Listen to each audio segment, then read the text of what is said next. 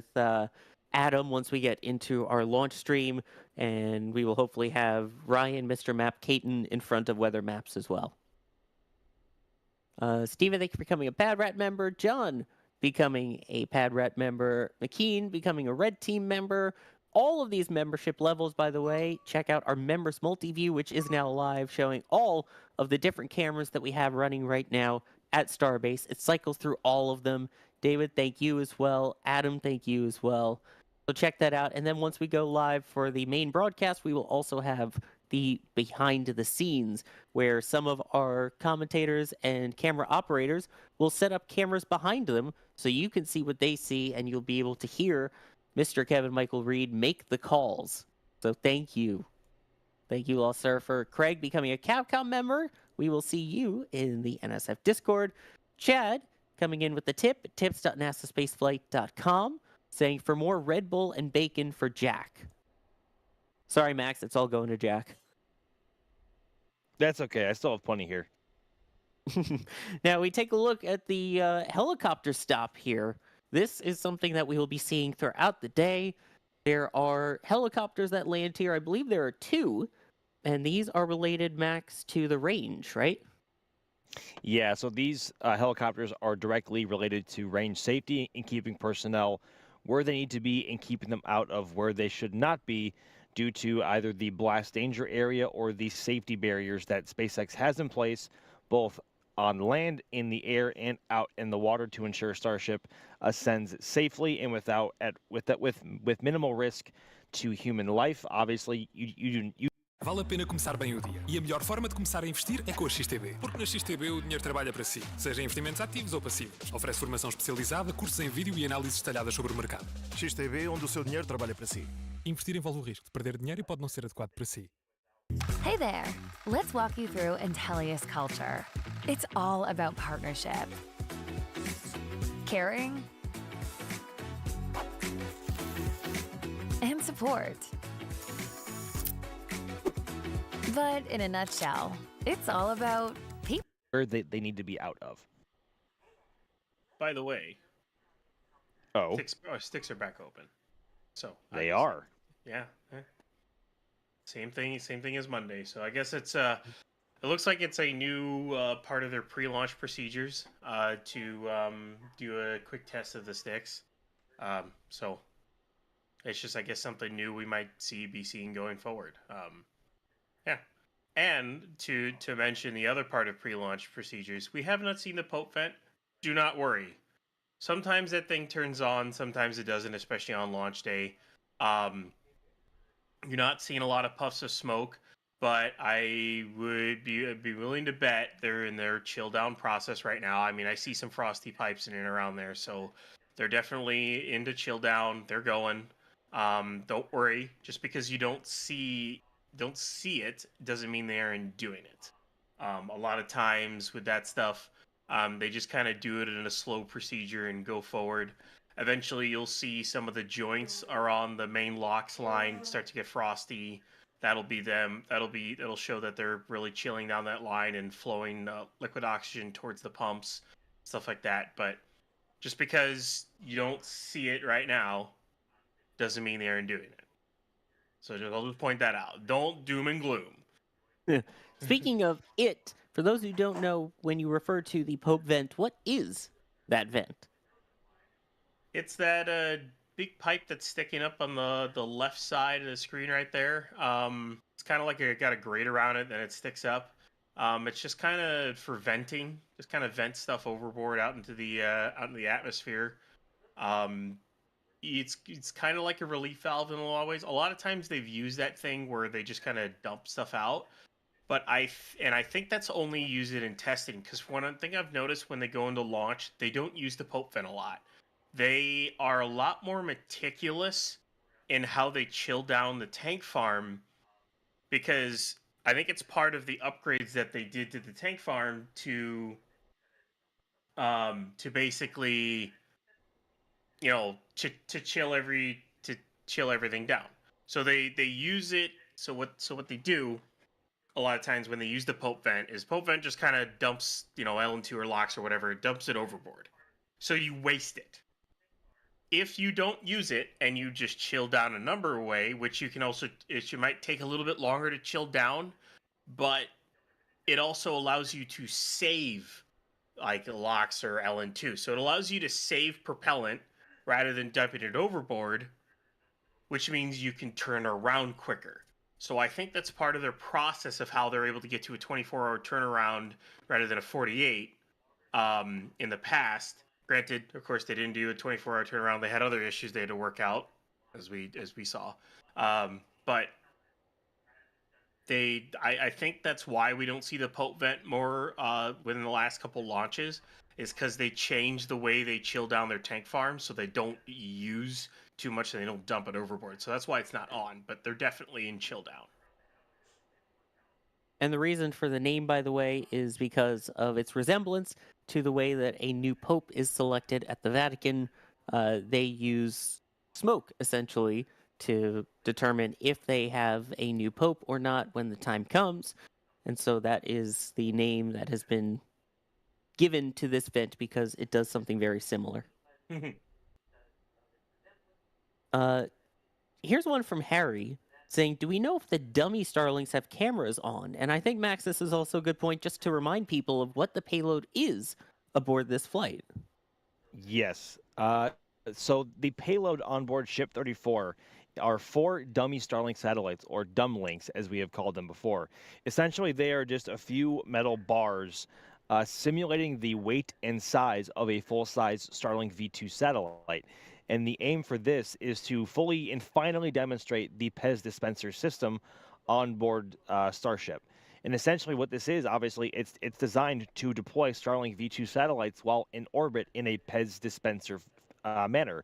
So it'll be pushing satellites out that very small payload bay door on the nose section of the ship, and they are finally, hopefully, going to try that out once Ship 34 reaches cruise phase. So in terms of if they had cameras on them or not, I believe Elon hinted.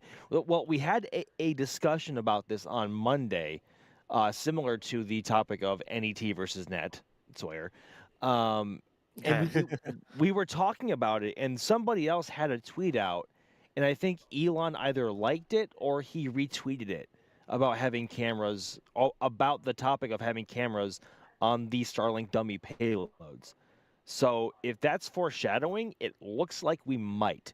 I hope to God we do, because those views would be absolutely spectacular. Um, but we don't know. We have no official word yet, but we are hoping. We are hoping so. Oh, that would be absolutely spectacular to not only to be able to see the ship from an outside perspective and then hopefully maybe even see some of that plasma around it during re-entry heating. Yeah. Oh my God. Can you imagine? Oh, I I would can't love it. wait. Like a third party view Yeah, oh my God. from space of Starship Uh huh. Reentry. Yeah. I mean, Well, granted, like once the Starlink V2s have no way to control their orientation, so that would happen. I think that would be a stroke of luck if a yeah. Starlink happens to face that way. But who knows? We'll have to wait and see. The I can't wait just for Starship Block 2 entry period, because I mean, of course, the new flap cams, they got Yep. a bunch of new cameras all over. In terms of the Starlink deploy, there's a camera, it looks to be on top of the FTS box, which is looking up towards the door, so we could see the deploy from that angle. There's a bunch more cameras all over the place for that, so I can't wait to see the views of this ship in space with the new cameras. It's gonna look awesome. And then of course during reentry, I cannot wait to see how well the way the flaps react on reentry with the new forward flap design. I can't wait. Please, Yes. come on, Ship 34, you can do it. Come on, Ship Even with 34. even with all the issues we've had, you can do it. I believe in you. We believe in you, buddy. Come on. You can do Come it. on. You can do it. Yes. Hopefully, we actually get to see that happen this time, and not a repeat of the last flight. Here's a question because we were talking about the venting and the fueling and everything. This has Ryan written all over it since Alex isn't on right now as well. Um, Two questions I'm going to combine into one. Uh, ISAM is asking how much fuel does Starship and Super Heavy hold? And then 435 Rocketry adding how much does Starship and Super Heavy shrink once it's fully fueled? So the first part of that, so ship holds around 1,500 metric tons of propellant. It's about 350 tons of methane, and I think it's about 1,200 tons of LOX. And then booster, it hasn't changed much since even like booster 4. It's only changed a little bit because they switched to an elliptical dome in the middle, but you're looking at around 800 or so metric tons of CH4 to probably around 2,900 metric tons of LOX. So in total, your total stack is about 50, 51, 5,200 metric tons of propellant when maxed out completely. And of course, that's really, really cold. So if you were to actually take a camera and keep it at a single angle between when there's nothing in there, and when it's fully filled, it shrinks a couple of feet. Yeah. The everything things shrink when they get cold, and especially when they get really, really cold, it shrinks a lot. So you can literally see the shrink if you were to do an A/B test between a non-field starship and a field starship. I mean, even Falcon 9 shrinks, and everything that gets the cold feel shrinks. And so, like, when you design the QD, when you design mounts for stuff, you have to take that into effect of how much it'll shrink and the mount will move. So it's a really, really interesting engineering problem you have to do. But yes, it does shrink. It shrinks a decent amount. I don't know exactly the exact number, but it's in feet. That's a lot of shrinkage. I'm surprised that it's that much. But you saw there the helicopters once again coming in for refueling. That happens to be right in front of one of our camera sites. Those are one of two range helicopters that you'll see flying around, ensuring the safety of everybody around, making sure that people are out of any keep out zones or any road closures. And a reminder, if anyone is going out to watch the launch, please follow all restrictions, all police blockades. If you are going on a boat, follow all of the notice to mariners, the not Mars. If you're going to watch from the air, please make sure you follow all NOTAMs, notice to airmen, formerly air missions. So please, don't get in trouble and don't delay the launch. If you do, you're going to have a lot of people unhappy with you. I want to take some time here again. The support has been mind-boggling. Paul saying, "Do I need to be crazy to be a rocket nerd, or can you train me?" You're here. You're already a rocket nerd. We love it. Um, Jim getting the tote bag saying, "I hope this will protect my groceries during re-entry." I love it. There you go. That is the new NSF tote bag. The the thermal protection system to keep your groceries with you. Something I got. I know we came up with something creative the other day. I need to figure out a good line for that one. Got to have something pun for that. Speaking of, Tommy D saying, "Question for Sawyer: is it PUN or pun?" Thanks. There you go. It's not an acronym or an initialism, though. That's the thing. Got That's him. true. If it were an acronym or an initialism, sure. But the fact that it's just a word, although that I was mean- very, very clever. PUN I token mean- awarded. Neither is the word net, but here we go. But it stands for something, no earlier than. Yeah, but it still works as a word by itself, Sawyer. Yeah, but PUN, it's not like they stand for anything. I can still see you saying PUN to avoid any like blockages from like DOS or anybody. Hey No, guys, that was I have a PUN to say. No, that would be during Flight 1 when there was literally a rule written into the commentary guidelines, no puns. I remember that. I can only imagine who came up. What? But what? Yeah, I have no idea who. What? No What? idea. Yeah, no. Um, Mr. Blonde watching from the UK, Godspeed Starship. At Astra, I was in SPI since the 26th and had to leave yesterday. Would have been my first rocket launch. So sorry to hear that. But come down to the Cape too. We have much more rocket launches there. and a lot more shot at actually seeing them go off there. So join us down at the Cape sometime. Looks Let's like we got see. a SpaceX tweet Update from here. SpaceX. Yes, we do. Counting down to Starship's 8th flight test. Weather looks favorable at the pad, and the 60-minute launch window opens at 5:30 p.m. Central. So just Game a on, baby. confirmation, we're still go. We are here. Go. Was trying to give Carson a little time to pull it up, but yes, we have that confirmation. Counting down, and that's the big thing there. Weather looks favorable at the pad. We'll see how the upper level winds look for weather above the pad. But so far, so good. See, just a couple seconds, and there we go. Carson has it up on screen there. That is the tweet. That is the imagery that they posted with it too. Oh, that's beautiful. Okay, that second picture though. Look at that clear skies. Look at that second picture. Look at that. Absolutely beautiful with their, what do they call it now? The roving aerial imagery. They're drone shots. Yeah. Yeah. Oh, that's so cool, but we're getting close. Now, just 3 hours, 32 minutes from that window opening. Alexander pointing out the sad news that the basically the predecessor to Sophia plane is being scrapped. That's a shame. No. The C-141A Kuiper. Yep. Dang it. Oh, it's a Darn shame. it. Doggone it. There we go. See 3 different ones. Neptune, amazing job. Thank you from Calgary, Alberta, Canada. Peter Norberg becoming a Red Team member. Cody, hope you all have plenty of caffeine and are ready to light these candles. Huge fan of the vibe and everything NSF does. Thanks. Well, thank you. I'm sure everyone has their caffeine. I know I'm drinking mine right now. Max, you got yours, of course, right? I've had borderline too much today, so I'm trying to lean it back a little bit, but yes, we are stacked here. And Ryan, you got yours? I already drank my coffee before I came on, so I don't want to do too much more because then your heart rate gets up and you get a little. It gets. Yeah, no. I already had it. We'll put it that way. It's not a good time when you're all hyped up and you have nothing to do. Right. Yeah. I mean, our hearts are already going to be racing once we get close to T0, so let's just make it race even more. What's the worst that could happen?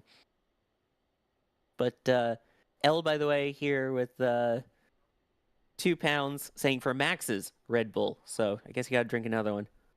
Hey, I'll take it. Thank you very much.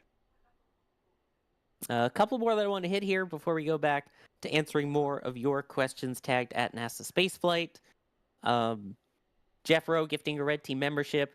Crafty Geek using tips.nasaspaceflight.com. It's another way to support. If you don't want to go ahead and use the system built into YouTube and Google, you can just visit tips.nasaspaceflight.com as another way.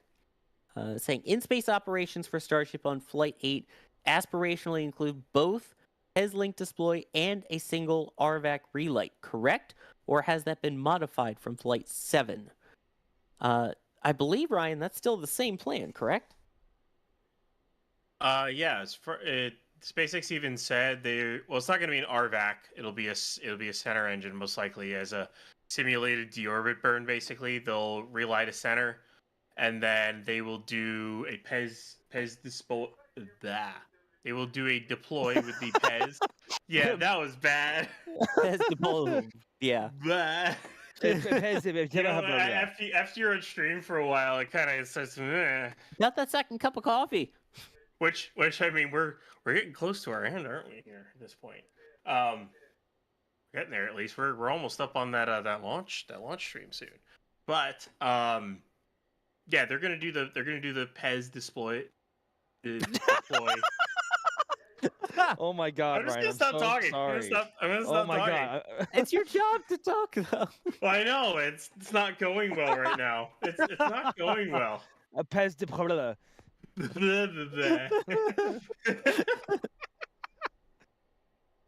Words are hard. That's Sorry, Faye. that's That's what I'm saying. gonna be with me for a while. That's Third I time's the one- charm. You I- got this. Right, Well, RC Horseman. I had one job, and I failed. You know what? At it. This feels similar. Like we all know and we Bora já! Bora curtir! Bora rir! Voa desde 29€. EasyJet, get out there. Bora lá! Anyway, You're Ryan, getting Starlink deploy. There, you're getting it. Well, dummy links, but yeah. There, got there eventually. It may got have taken there. a couple of tries, but I got there. proud of you. Thank you, Max. hang on. I'm sorry. I don't think I heard it again. Can you repeat that answer one more time? No, I'm good. Well, here's one from Oh, Egg man. Eds asking, at what net minus, you're welcome, will the vehicles start fueling? Max, what time should we expect fueling to start? So SpaceX will conduct a poll at T-minus 1 hour and 15 minutes from the flight director whether or not the vehicle and supporting systems and all personnel on board, well, I say on board, on console, whether or not everything in the vehicle is go for prop load. And assuming they give the go for prop load, liquid oxygen will be the first to be loaded into the ship at about T-minus 45 minutes, and followed by ship methane, followed by booster LOX, and then booster methane, all within minutes of each other. So the entire fueling process begins at around T-minus 45 minutes, and that will proceed up until about T-minus 3 minutes or so before the entire vehicle is topped off and will be pressurizing to tank or flight tank pressures. So we should be, we actually are not that far from the go no go poll at T-minus 1 hour and 15 minutes. So 2 hours goes by very quickly. You are not kidding. Yeah. I mean, from when I joined the stream 2.5 hours ago, this has absolutely flown by. Yeah, no kidding. And when we say Pezlink, YouTube user is wondering, what's Pezlink, Brian? I guess is the name someone's giving to the. Well, I mean, there's the Pez dispenser and the Starlink that's in the Pez dispenser, and they're shot out with basically it's like a chain. They're kind of like thrown out more or less, just thrown out of the vehicle. All it is just a dummy link right now. Eventually, there will be actual V3 Starlinks in there, which will get deployed. I mean, maybe as soon as 2 flights from now, or heck, even I don't even know. Maybe even next flight. What if they, when on their catch attempt, they decide to put some Starlinks in there and throw them out to see how a real Starlink works? Could always do that too. So we'll start seeing actual Starlinks go in there soon. But currently they've got like mass and size simulators just to kind of test the system ahead of actually using it. Yeah, so it's kind of a anticipation of what it could be. And this is more to test deployment mechanisms, things like that. So it's a good learning experience on this flight. They were going to try it on the previous flight, but those kind of were destroyed as the vehicle was destroyed on Flight 7.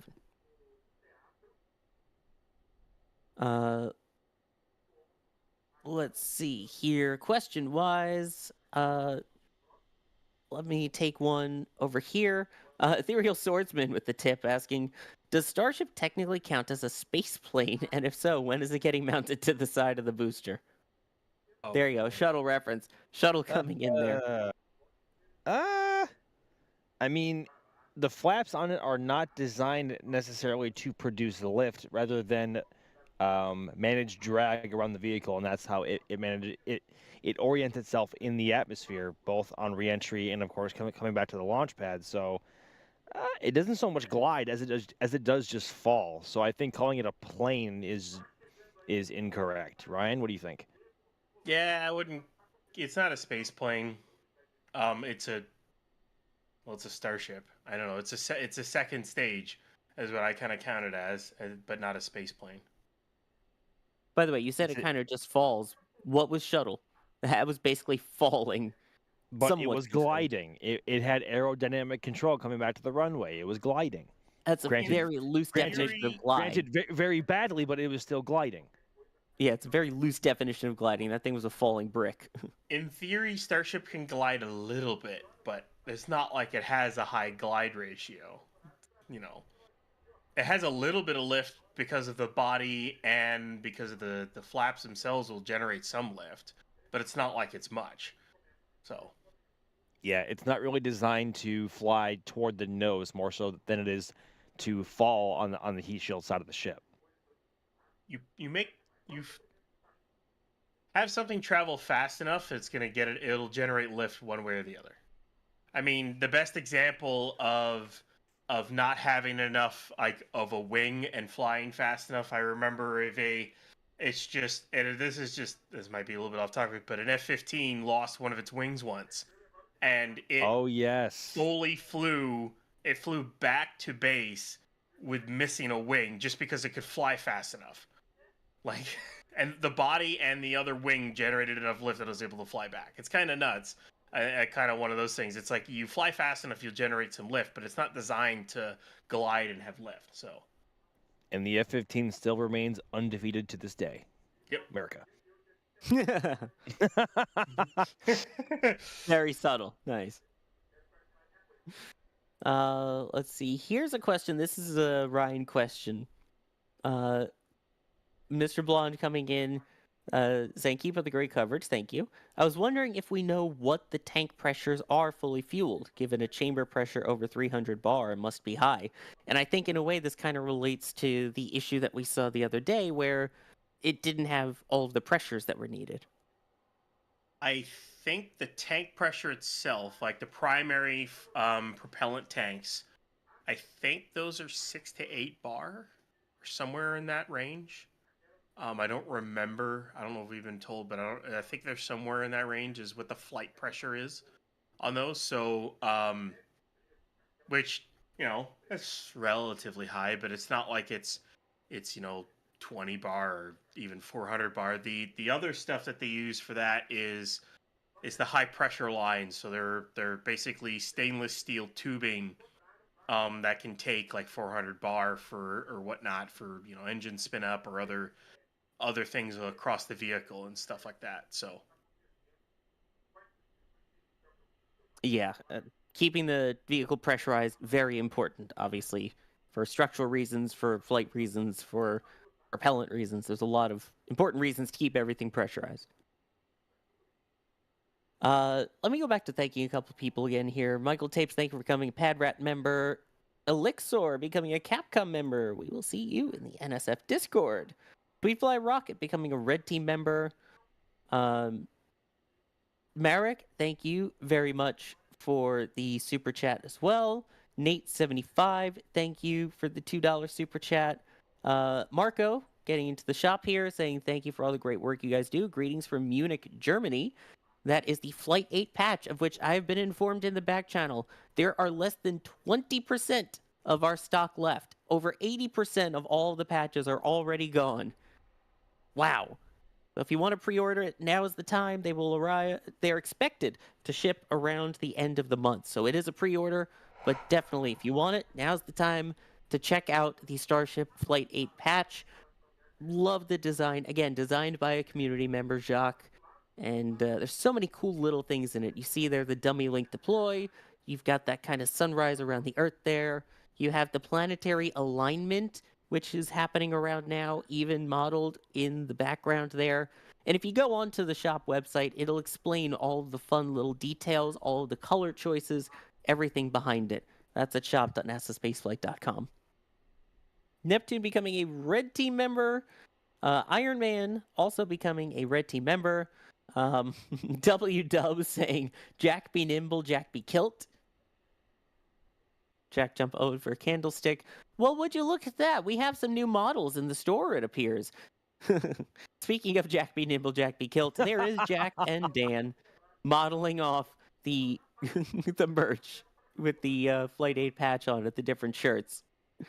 Oh my gosh, that is brilliant. Jack looks so happy in that shot, just saying. He looks just thrilled to be there. This Him is and the his first time dad. I'm seeing them now. Yes, we are now using Him and real his dad models. just standing happy. we're, we're using real models for some of the items now. So browse around the shop and see if you can spot uh, some of the NSF members in the shop. Max, I know you're even in one of them. Wait, I am? Maybe you'll have to check shop.nasaspaceflight.com. Oh no. Mom can pick me up. I'm scared. It's- David, thank you for getting the items from the shop. Keep up the outstanding work. Go Starship. Love it. Thank you very much. Anonymous, awesome coverage. Counting down. We are 3 hours, 18 minutes away from the opening of the windows. Hey, I know Oh that guy. God. That's Max.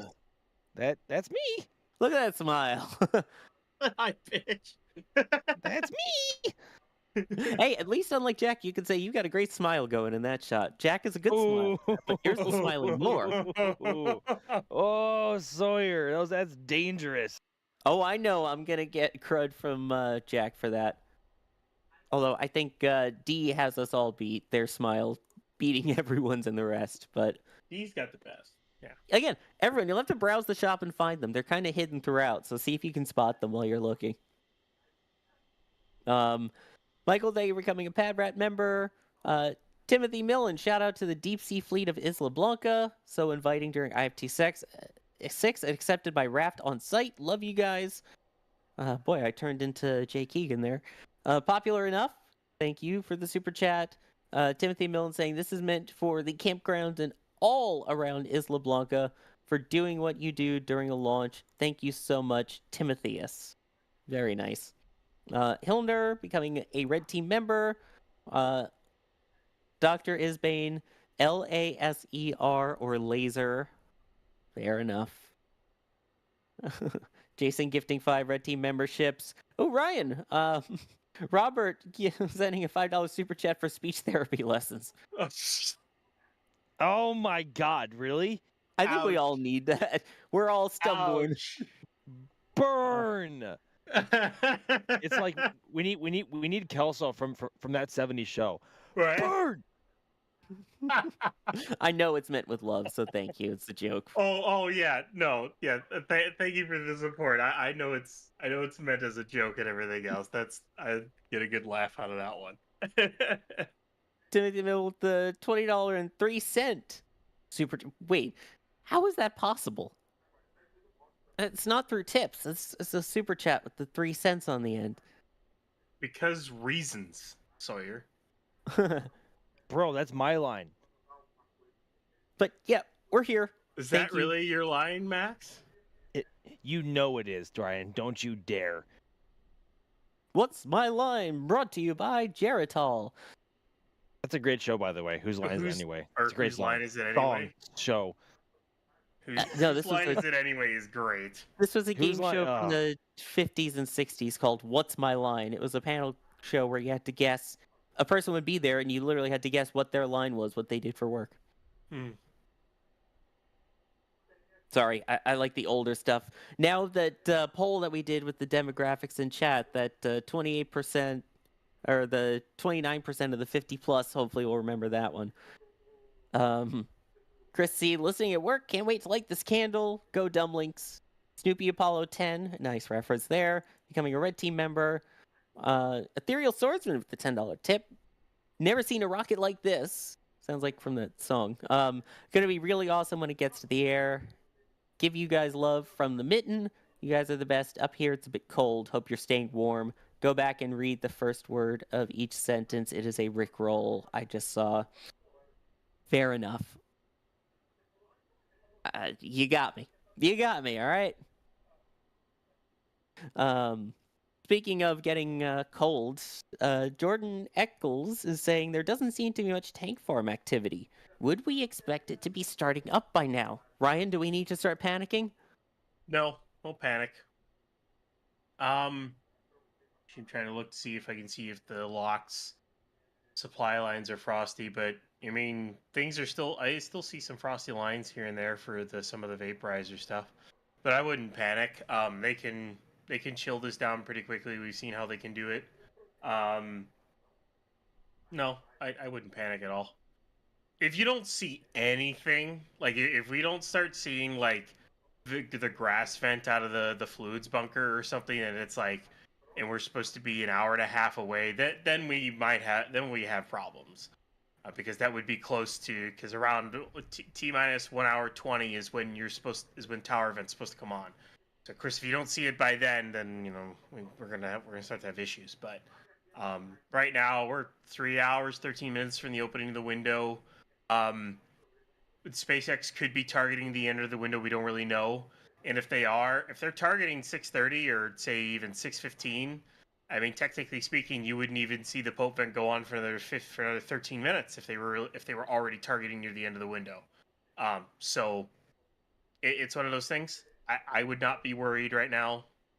It's everything's fine at the moment. Yes, so no need for the panic command right now. It's all good. Nope, we're good. Yep. It's fine. Everything's fine. Everything's fine, right? This Everything's is fine. Yes, and for the person asking, no, I am not that old. I just appreciate old game shows. Nice. Let's see here.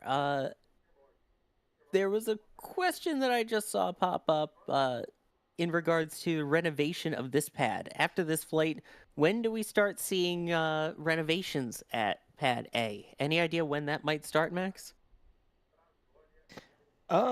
Excuse me. I really don't. I honestly, I'm not sure. That might be a Ryan question. It's still not 100% clear what their plans are if they opt to either refurbish it or just heavily redesign or just completely rebuild like almost the whole thing. Ryan, what do you think? I expect a redesign to come once they're done with Block 1s. So whenever they're done flying Block 1 boosters, that's when we'll start to see them, take things apart and everything. And if they do go ahead and do a full pad redesign, I mean, it'll be fun to watch because they're literally gonna come in with a crane and plasma cutters and just slice into that OLM.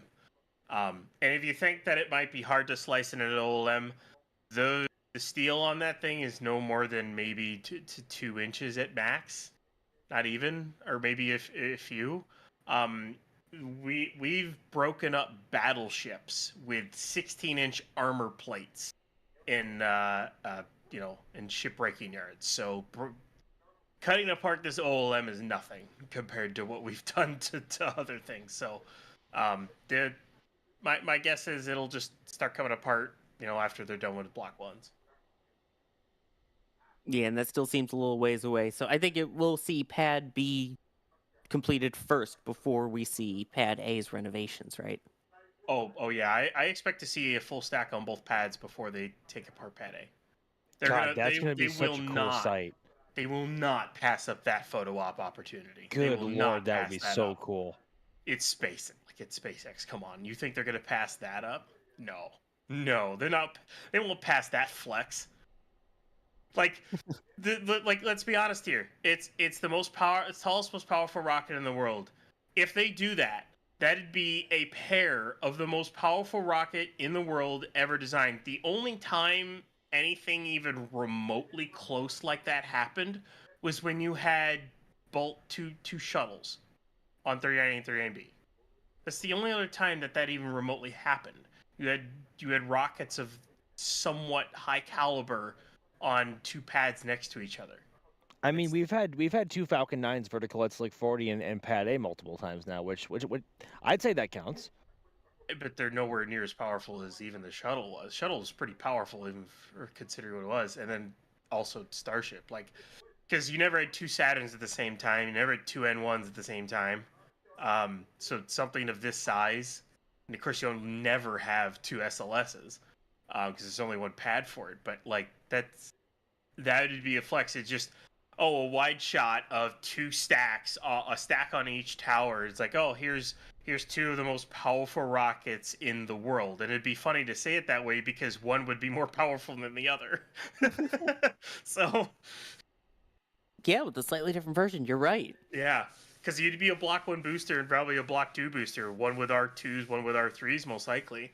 It would be weird because one might have an R2 ship on it with of Block 2 ship with like R2s, and the other one might have a Block 2 ship with R3s. And heck, when they do that, you probably would have a new stack on Pad B and a reused ship and booster on Pad A.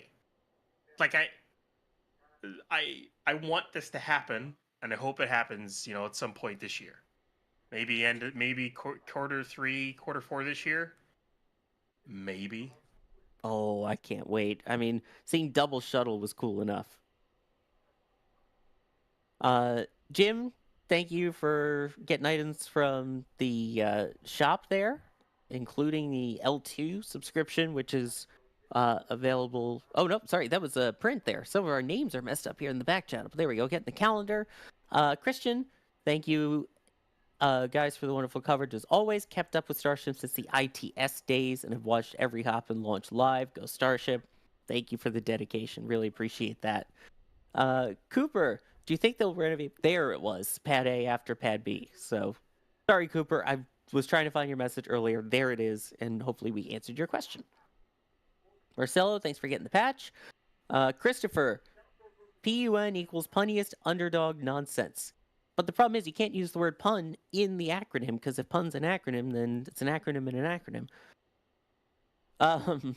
Jacob, who let the little gremlins out of the launch pad and pulled the wires out on Monday? I don't know, but we need to find them. Christopher, go Flight 8. Corey, been a Texas Tank Watcher since the early days. Thank you so much for the coverage. Absolutely. And you'll see some of our members now wearing, I think, some Texas Tank Watcher merch in the shop, too. Phil Nicholson here with a good question. $20 super chat. If we launch today, when do we start to see activity, fueling, etc.? Can we give a very quick timeline, Max, of what we can expect? Yes. So, as mentioned earlier, the poll for go no go on prop load takes place at T-minus 1 hour and 15 minutes. And assuming all is well there, the flight director will command that propellant load will begin for ship at T-minus 45 minutes, followed shortly thereafter by about 2 or 3 minutes by booster prop load. So the entire fueling process begins at about T-minus 45 minutes. There we go. So that's the timeline still to come. A lot of activity happening in a bit, but you can see right now the tank farm definitely starting to wake up. Things are picking up as we expected and as we hoped. Colby, I'm currently 4 miles away from the Starship launch pad listening to your live stream. Thank you so much for keeping us entertained while we patiently await the launch. I think you may be one of the few that is patiently awaiting, because I'm sure Max being there, it's hard not to get super excited, and the patience is killer. It certainly can be, but also being able to talk to y'all and just shoot the stuff with you guys pre-launch is always a fun time, and that always helps pass time pre-launch, because that time can seem like it takes an eternity. But tell you what, guys, Ryan, you and I have been on for almost 4 hours now, and that time has passed like it's been nothing, and that's how it always seems to go. Yeah, I hope the rest of this 3 hours and 5 minutes or however long it's gonna be till launch passes by just as quick. I want to see this thing go. At this Agreed. point, it just booster 15, ship 34, get out of here, go launch, Go on, get. and Yeah. then 15, come back too, Yes. but go. Booster comeback. You could blame it all. Anyway. Good Lord. Where are we at now? Michael, keep it up. Thanks, Adrian, for the German comments on the Starbase videos. Mark, can't wait to light this candle. Thanks for the stream and keep it up. Claudius, imagine the future when starships are lifting Nerva or fusion motors into orbit. Holy smokes, that would be cool. Anonymous, Eventually. thank you. Yeah, thank you for everything you do. Hashtag when hop. Brian, this is so good. This will go good with Flight 7 patch that was delivered last week. Awesome. Anush asking about the Pope vent. We will go into more detail on that on the launch stream coming up in less than 5 minutes now. Chip, thank you for becoming a Capcom member, getting access to the NSF Discord. Anonymous, thanks for kicking the can with us, up, and away. Mike becoming a Red Team member. And then Rever Socrates saying, Vamos Starship from Argentina with love. Thanks for the hard work. And Starship Satellite Junk Shredder. I'm sure they'll work on orbital debris at some point, but probably not at the moment. We are now 4 minutes away from our live launch stream beginning. But don't worry, you don't even have to leave here. You can stay right in this chat, and as soon as it's over, it will auto redirect you right to the launch stream, and you won't miss a thing. So stay tuned for that. That's when we'll have all of our people on cameras. We'll get people, even more people from Starbase on board. You'll also then get the beginning of the behind-the-scenes members multi-view. So any members, besides getting the multi-view looking at all of our cameras, you'll get to watch the behind-the-scenes production side of things too. By the way, not the Jared saying pun, purposed use of nuance. I like it. And on that nuance note, I want to thank the people who are here currently to wrap up the stakeout stream. Max from Starbase, thank you very much for joining. It has been a pleasure as always, everybody. And we know y'all probably have better stuff to do, but we want to thank you for coming to hang out with us today.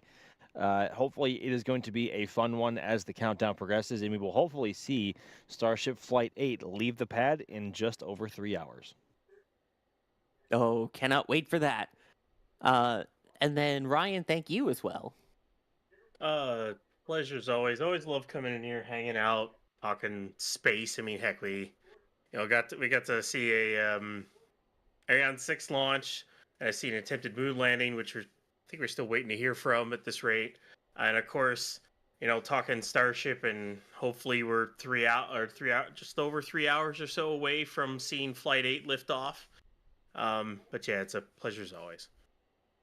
Yes, it is worth noting we are still continuing to wait official word from Intuitive Machines on that lunar landing. So no word yet on the position of it on the ground. If we hear any updates, we will post them on all of our social media channels, which don't forget, you can follow NSF on Facebook, Instagram, Threads, X, Blue Sky, and TikTok. And we will put updates there, including some awesome shots that we've been getting here from Starbase, too. Can't forget the people that joined us earlier on the stakeout stream. Chris Bergen, NASA spaceflight official. We had Gene Rowley. We had Alejandro Alcantara Romero. We had Adrian Vile, of which you will see those 3 most recent names there coming up again in just about 90 seconds when we transition over to that launch stream. Oh, this is exciting. This is Starship Flight 8, live from Starbase, Texas. Hoping for better success. Again, they may not have launched on Monday. They took a couple days, destacked, restacked, and here we are. It is once again launch day, my dudes. Hopefully all those issues are worked out, Let's hope any issues that come up, maybe small ones, they can work through them, and all the major stuff was taken care of when they destacked and everything, and they're ready to go and see a launch today. Yeah, SpaceX would not believe that if they were not. SpaceX wouldn't believe it wasn't if they weren't if they were progressing with the count, which they obviously are. Words? So words, English, I can't English. It's been Ryan, all 3 of us at this I point. need this speech stream lessons can't like you. Yeah, may have to split that money for the speech lessons. I think all of us could use them. Yeah, I'll tag along with you, Ryan. Yeah, all right. We'll go together. Yeah. Yeah, you can tell we've been doing this Wait. 4 hours now almost. So Just before we're done, how is it that Adrian and Alex sometimes do better than we do? the Don't. non-native English Don't. speakers? I don't know. But we're going to go learn some English. And in the meantime, stay right here. We will auto-redirect you to the NSF Starship Flight 8 launch stream. I am Sawyer Rosenstein. I have been your host for the end tier. Thank you, everyone, for watching.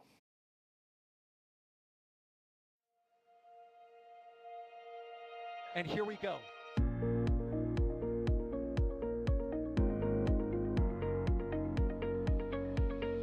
We have liftoff. Propulsion continues to be nominal. R68 chamber pressure looks good. Following up. Water towers fly! Yes!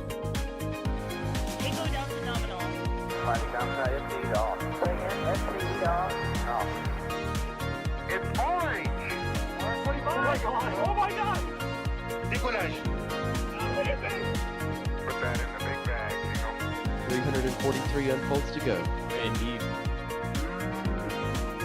We rise together, back to the moon and beyond. Flare, correct?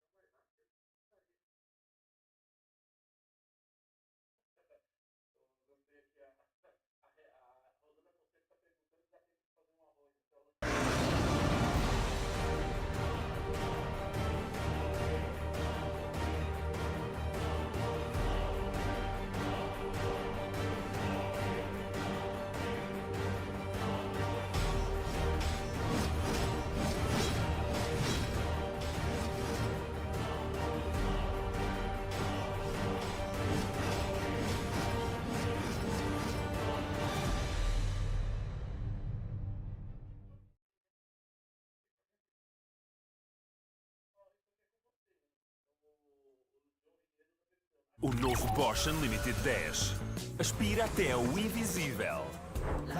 Uma limpeza imbatível. Microclean da Bosch. Tango down to nominal. Flight downside FD off. Bring in FD off. It's orange! 45. Oh my god! Oh my god! Décollage! Put that in the big bag, Tingle. 343 unfolds to go. Indeed.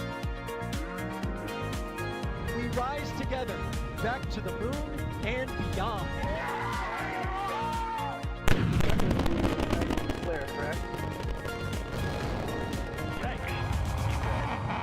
We don't need any more of these.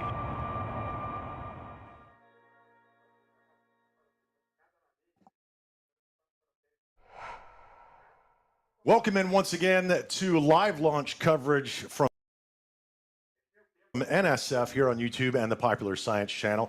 I'm Gene Rowley, one of your many hosts today, and we are live from the Margaritaville Resort on South Padre Island here in Brownsville, Texas, right outside Starbase, just outside there. Joining me today is an all-star cast of commentators, and they're going to answer your questions. They're going to be all over Starbase as we get to this launch.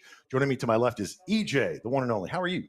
I'm great, Gene. How are you? I am ready for this launch. I like your shirt. Oh, yeah. Dude, yours We is shop good, at too. the same store. Yeah, I know, right? We're going to be answering your questions on YouTube at NASA Space Flight. Of course, we'll get to all of the questions, as many as we possibly can, so that we can bring you up to speed and where we are. Also joining us today to thank all of our wonderful supporters is Adrian Bile. Adrian.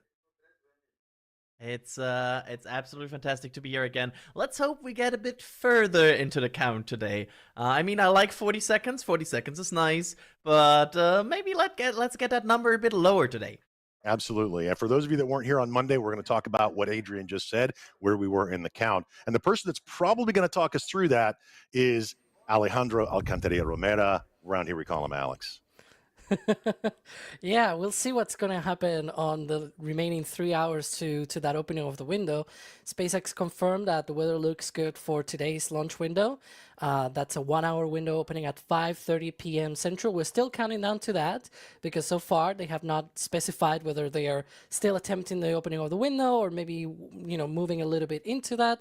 So we're still counting down to the opening of the window, 5:30 p.m. Central, and looking at all of the feeds and everything. I'm basically running through all of the cameras that we have and looking for signs of activity ramping up and everything like that. I'll chime in every now and then with updates, of course. And what you're seeing on your screen right now are some of the cameras that we have all around Starbase. They're going to be bringing you the amazing views. And the first thing that I can say, EJ, is the weather is much nicer than the attempt on Monday. We had overcast. We couldn't see the rocket from the studio here at the hotel. And today we can. Yeah, we got visibility right out the window just behind us. We can see it just as clear as you can see it right on the screen right now, Gene. It is much better. Yeah. And, I think more importantly, it's less windy. Yep. It is less windy than it was on Monday. Yeah. Which is a big one because they were watching the wind on Monday, and I'm not sure if that's what, scrubbed the whole thing, but the wind is a little lighter today. I mean, still a watch item with SpaceX, but it is a little lighter today, which is a lot better. The weather is great here today. It's beautiful. And again, a lot of the cameras are out there. We have our own photographers out there. Jack Byers out there, Max Evans, D. Wise. Doss is actually up on the roof here at the Margaritaville. And if you could bring that shot up, because we are going to be either bringing Doss down here, we're going to be bringing him in. We've also got Gage up there, just cameras everywhere to cover this amazing flight. Now, remember, this is Flight 8. And what you see on your screen, we have Ship 34 stacked on top of the hot stage ring. And then the hot stage ring is stacked on top of Booster 15. And Alex, I want to bring you back in and just kind of give us a general, where are we? There's a behind the scenes view of Doss and Gage. Wave, Doss, you're on camera. He's got this amazing tracking camera that he's setting up that in the past, he's been able to track the rocket all the way up to stage separation and the booster all the way back to catch. Let's go back to Alex and let's get a full update of where we are. And again, talk a little bit about what happened on Monday and then yesterday.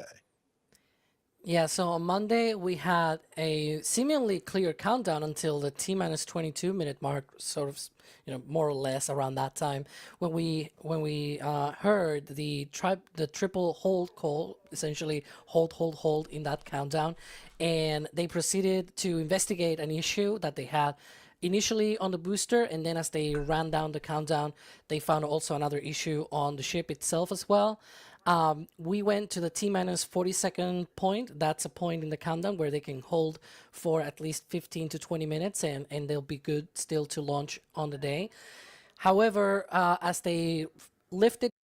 Mais do que super vilões, são super vilões. Mais do que super poderes, têm super poderes.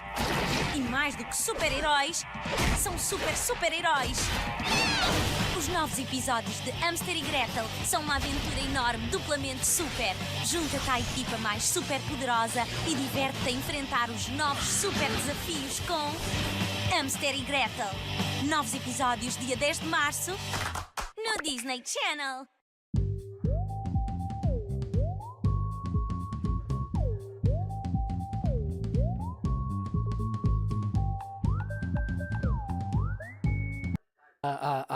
Pressure differential of like 20 bar that they had a drop, probably maybe a leak somewhere or some issue of all the kind.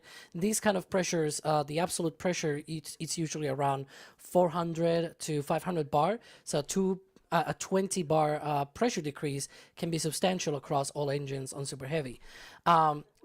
Despite that, though, they still wanted to fix some stuff on the ship as well. We saw that destack. They worked on the engine section of the ship. We saw that restack yesterday as well, with some issues and troubles here and there. But hey, it was stacked on time. It is right there on the pad. Right now, the road is closed. All of the launch vehicle operations, at least hands-on vehicle operations, have been wrapped up. The launch pad seems clear right now, and we are just waiting for the tank farm to ramp up. So we saw some of the activity related with the vaporizers that pressurize the ground tanks, the propellant tanks on the ground, and some of the other things that we are hoping to see in the next couple of hours is the activation of those subcoolers that will essentially lower the temperature of the methane and oxygen below their boiling temperature in order to prepare them for propellant load, which should come up at T-minus 46 minutes in the count. But so far, things look good. We are still ticking down. Latest update from SpaceX was that, it's still on track for that window. We'll see where it lands, that T0, whether it is still at the opening of the window or maybe a few minutes later in the count. We'll track it as we go. And everybody joining us on YouTube, we would greatly appreciate it. We love that you're being here, part of our Rocket Nerd family when we watch these launches. But do me a favor, click like, click share. Seriously, tell everybody about it. Bring the kids around the TV or on the computer so you can spread the love of the Rocket Nerdisms when we get here. Now, one of the things that we do here at NSF is you join our family. When you're watching our broadcasts, when you subscribe to the YouTube channel, but also when you become a member, and you can do that simply right through YouTube. You can become a PadRat member, or you can gift memberships to folks. But you can also talk about, you can also join our back channel, our Discord, our member Discord, and you're going to get a lot of behind the scenes things like you saw earlier with that camera. There's DOS, and there's the member multi-view. Now, if you want to see we're in there somewhere. Just keep waving, EJ. We'll pop up in a minute. You'll find us eventually. There's a lot of information behind the scenes, and there's so many people working behind the scenes. All of the people in the control room, Kevin and Carson and Jay and Chris, and they press the buttons and they make all the graphics pop up. And there we are. We're in there somewhere. And then all of our photographers in the field. And we do pre-shows, we do post shows. We just have a lot of fun because we're like you. We're Rocket Nerds, and we're part of this NSF family. We thank you for being here. And throughout the day, we are going to go ahead and we're going to thank some supporters and do some behind the scenes things like you see there with DOS up on the roof. Once he gets that set up, we'll be able. Look at, he just whips out his knife, and I'm going to fix this right now. Now you were up there. Oh right? yeah. That's his style. If he's got a tool to fix it. I think we fixed a screw. We had a bent screw up there trying to mount a point to point the other day, and DOS's solution was hit it with a brick to bend it back true. So we got that all working. We got a point to point dish up actually next to the pole that this camera is hanging on. Yeah, that's really cool. Let's jump over and talk to Adrian and thank some supporters that have come in on YouTube. Adrian? Oh, sorry. I just had a quick internet lag. Can you quickly repeat that? Yeah, just we were going to thank some folks. Oh, absolutely. Let me thank some people. And first, because I want to mention that you mentioned our membership Discord, I quickly want to mention our membership Discord, and I'm actually there also reading that. So if you have a question and you have like maybe something that you want to ask us here and also send to me, feel free to just add me there. I'm allowing you today to ping me while on stream. Because I'm here sitting and reading all of that. So if you're maybe on that membership Discord and you want to ask us a question here, I'm also picking questions from there. So add me there as well. I'm just quickly throwing that up there. Well, Gene, sorry. Yeah, and that's who's going to answer that question. When you send something in, he's going to be the one to say that. And then Alex is going to be the one who's going to answer the questions. At nasaspaceflight.com, you can go ahead and type that in the chat. It's going to come to me. It'll come to Alex. It'll come to Adrian. And I don't know what Alex is holding up, but he's eating candy in the background. Throughout the day, we're going to be jumping back and forth. We're going to be going up to the roof. We're going to be going out to the field over at Rocket Ranch, at the outpost where Jack and I believe Max is out there, right? EJ, he's out there as well. Yep, he's out there. And we're going to be checking in with them and seeing what's going on, because here the weather inside the hotel room is fantastic. There's no wind. Oh no, it's great in here. We're nice and air conditioned. They're out there sitting in the sun all day. Yeah, they're up on the roof where I hear it's hot, and it's hot under these lights. But they're at Rocket Ranch, which is actually the closest place you can get to see the rocket. And we have some cameras there. Is that one of the cameras from Rocket Ranch? It's going to look no. I know where that is. That's River. That's one of our River cameras. And again, we have so many cameras, I don't even know all of them. But we're going to be bouncing around to all those folks, getting different views as the tank farm spools up. And if this is your first time watching a rocket launch, there are a lot of moving parts, and we're going to explain all of them to you. And when I say we're going to do it, I mean Alex is going to do it. When we have questions, we'll go to Alex or we'll go to EJ, and he can do that.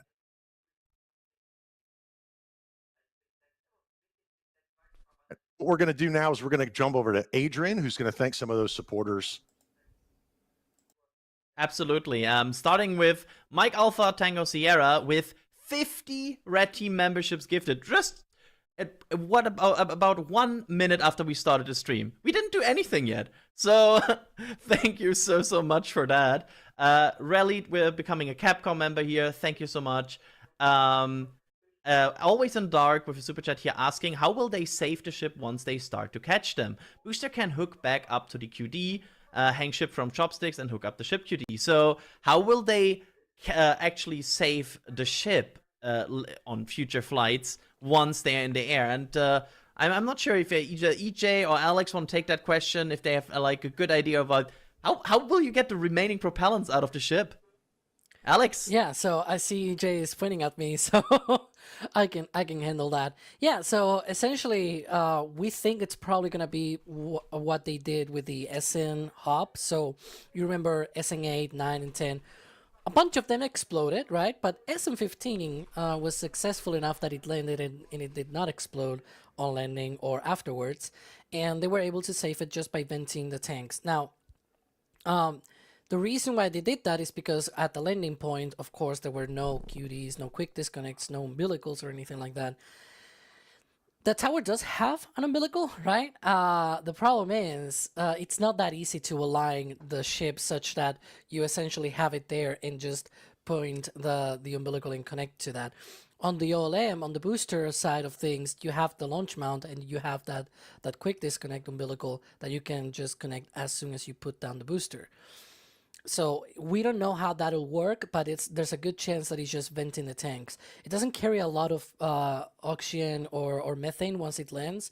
The header tanks are very small. They carry like 30 tons of propellant total, about 20 something of liquid oxygen, and no more than 10 metric tons of methane, and that's all it needs for the landing burn. So most of it, essentially, it's burned on that landing burn, and the very little that remains, it's pretty much nothing compared to the amount of propellant that Starship carries. Thank you. And I have a question here from the membership Discord I also want to throw to you, EJ, which I found fantastic. The question here by Starship is, you reckon Starship will ever do an expendable launch once it's operational, such as, for example, for Falcon 9 Europa Clipper mission? So will every Starship mission, once it's fully reusable, be fully reusable? I mean, there's a possibility there, Adrian. Yeah, I don't see why they wouldn't do that. I mean, we see all kinds of modifications to Falcon 9, depending on what type of mission it needs. And sometimes, like with Falcon Heavy, which was seen to be fully reusable, they expend that center core. So, I mean, I don't see why we wouldn't do something like that in the future, like we being the viewers of SpaceX, right? We wouldn't see something like that in the future. Maybe, maybe not. It's hard to say, but I mean, it's very clear that they're willing to modify reusable vehicles to be expendable right now. I don't see why they wouldn't do that in the future, right? That's an interesting question. I haven't thought about that. Do you have another one, Adrian, or do we want to go with what happened yesterday? I have one final question here about the weather I would love to throw to Alex quickly, which I think is fantastic. Trout here asking if the weather at the pad is favorable, does it need to be the same favorable at landing site for Starship in the ocean? So basically, how many weather spots is SpaceX watching? I would imagine they're probably also looking at the weather down on the Indian Ocean. What I don't know is what kind of assets they have, or even if they will scrub the launch for something like that. It's definitely less of a problem than, say, for example, Dragon, a launching crew up the coast of the United States and having to look at all the different abort scenarios. It's not their first rodeo looking at abort conditions or weather conditions somewhere else in the planet. So yeah. We'll be looking at the weather not only later in this broadcast with Adam Suker, our NSF meteorologist, but also talking about the landing zone weather, like you said, Alex. But we're also going to be talking about some of the technology that they use to lift the ship up on the booster, the hold down clamps, the chopsticks, which if you don't know are the things sticking out from the top of the rocket there. And the scene on the shot on the left there is one of my favorite shots, not only for launch and landing, but to get a sense, you lose a sense of how big this vehicle is. And again, this is the largest flying object ever made by humanity. And it weighs many, many tons. It weighs a lot. And we saw a little bit of that yesterday, didn't we, EJ? When they were lifting the vehicle, the Starship up on top, they had a thing happen. I don't want to say mishap, it was whatever it is, an issue, but we saw a piece fall off. What was that? I mean, we could call it an observation. Could we call it an observation? It was an observation. I think That's we good. can call it that. Yeah. So SpaceX went to restack the vehicle yesterday, and I don't really know how to put this any better. A part flew off. Yeah, we originally thought it was a tile. It looked kind of like a tile, but what it ended up being is one of the guide brackets on top of the hot staging ring that they use to kind of guide Starship back down, guide Starship down onto the hot staging ring when they're doing integration. There are guide brackets, and then there's kind of like a hook that hooks Starship together. That's the coupling mechanism that will become decoupled when Starship does stage. It seems like they kind of put it down a little crooked and popped one of the guide brackets off. I mean, it came flying out the side there on the side of your screen. I mean, I'm not sure where that landed or where the bolts landed or wherever, but that caused them to actually take Starship off. Like, I mean, it didn't really get all the way down to super heavy in the hot staging ring, but they took Starship off and they actually brought it back down, and it was just kind of hanging there with a bunch of SpaceX guys with what I would presume is a hammer to hammer whatever part down there back together. I mean, it looked like a hammer to me, everyone. I'm not sure. So they seemed to conduct some type of repair, brought Starship back up, and then put that thing back on top of Super Heavy all yesterday. So we did see some pretty crazy integration operations, but that's kind of the reason why we didn't come to you guys yesterday, because parts flying off generally isn't a good thing, but that shows that SpaceX has the chops despite parts flying off to get the vehicle fixed, and hopefully we see some action today, Gene. Yeah. Action is what we want. As Elon says at T0, it's going to be excitement guaranteed. And you'll see in the upper left-hand corner of your screen there, what you see is a no earlier than time. They have a 1 hour launch window this afternoon here, local Central Time in Starbase, Texas, of 5:30, and the window is about an hour. So that's why that timer is going to count down to that point.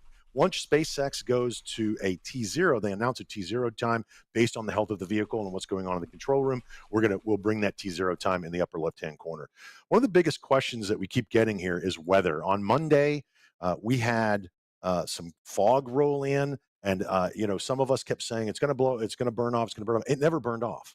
So we are actively looking at the weather, and as you can see on your screen, it's a much prettier day. One of the things that SpaceX does is they launch weather balloons. They actually send the balloons up to get wind speed data, meteorological data, air pressure, things like that. So on your screen, you can see that they've launched one of those, and it is collecting data that is being fed back to Starbase, and the meteorologists at SpaceX are making those determinations. And EJ, one of the things that we always talk about when we talk about flying vehicles is the potential of the wind shear. The winds on the ground are one thing, but as you go up in the atmosphere, the winds completely change. They change speeds, they change directions, and we call that wind shear, right? Oh yeah, it's wind shear, but on a vertical. Like you're gonna get regular wind shear. I mean, Adam will definitely clarify this a little bit later for us, but you're definitely going to get some type of changes in the wind on the way up. Now, how much that wind changes is really going to be what's going to call whether this launch is good to go. It's not necessarily how much the wind is blowing down here or how much the wind is blowing up there. It's the difference in speed and direction. If it's blowing really, really fast up there because there's low pressure, right? The air can move around a lot quicker. If it's going really, really fast up there and going really, really slow down here, you're introducing a huge difference there. And that huge difference, that's what gets rockets. That's what'll do you in. It could be, as a minimum problem, it'll blow the rocket off course. Maximum problem, it'll just destroy the thing. We don't want that. Pretty sure SpaceX doesn't want that either. Yeah. Right? So it's not just about the wind up there, wind down here. It's about the difference in speed and direction. That's a big one. Now, that's what SpaceX is keeping their eye on today. So we'll kind of wait and see with kind of bated breath whether we're going to see some action today or not. Yeah, and we're going to be watching that. And again, we'll bring Adam Suker, our meteorologist, in. He will have more information on the weather as we get closer to the announced T0 and then the potential launch within that window beginning at 5:30 Central this afternoon.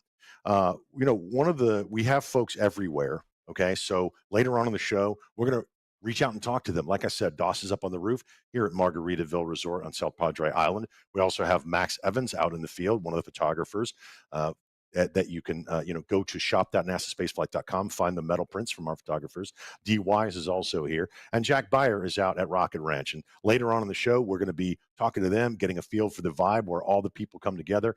And it is a big family. Everybody comes together, they bring their kids, and they just watch the rocket launch. And there's some really, really nice places you can watch the rocket launch from here on South Padre Island at Isla Blanca Park, which we can actually see behind us out the window there. The beach here on South Padre Island.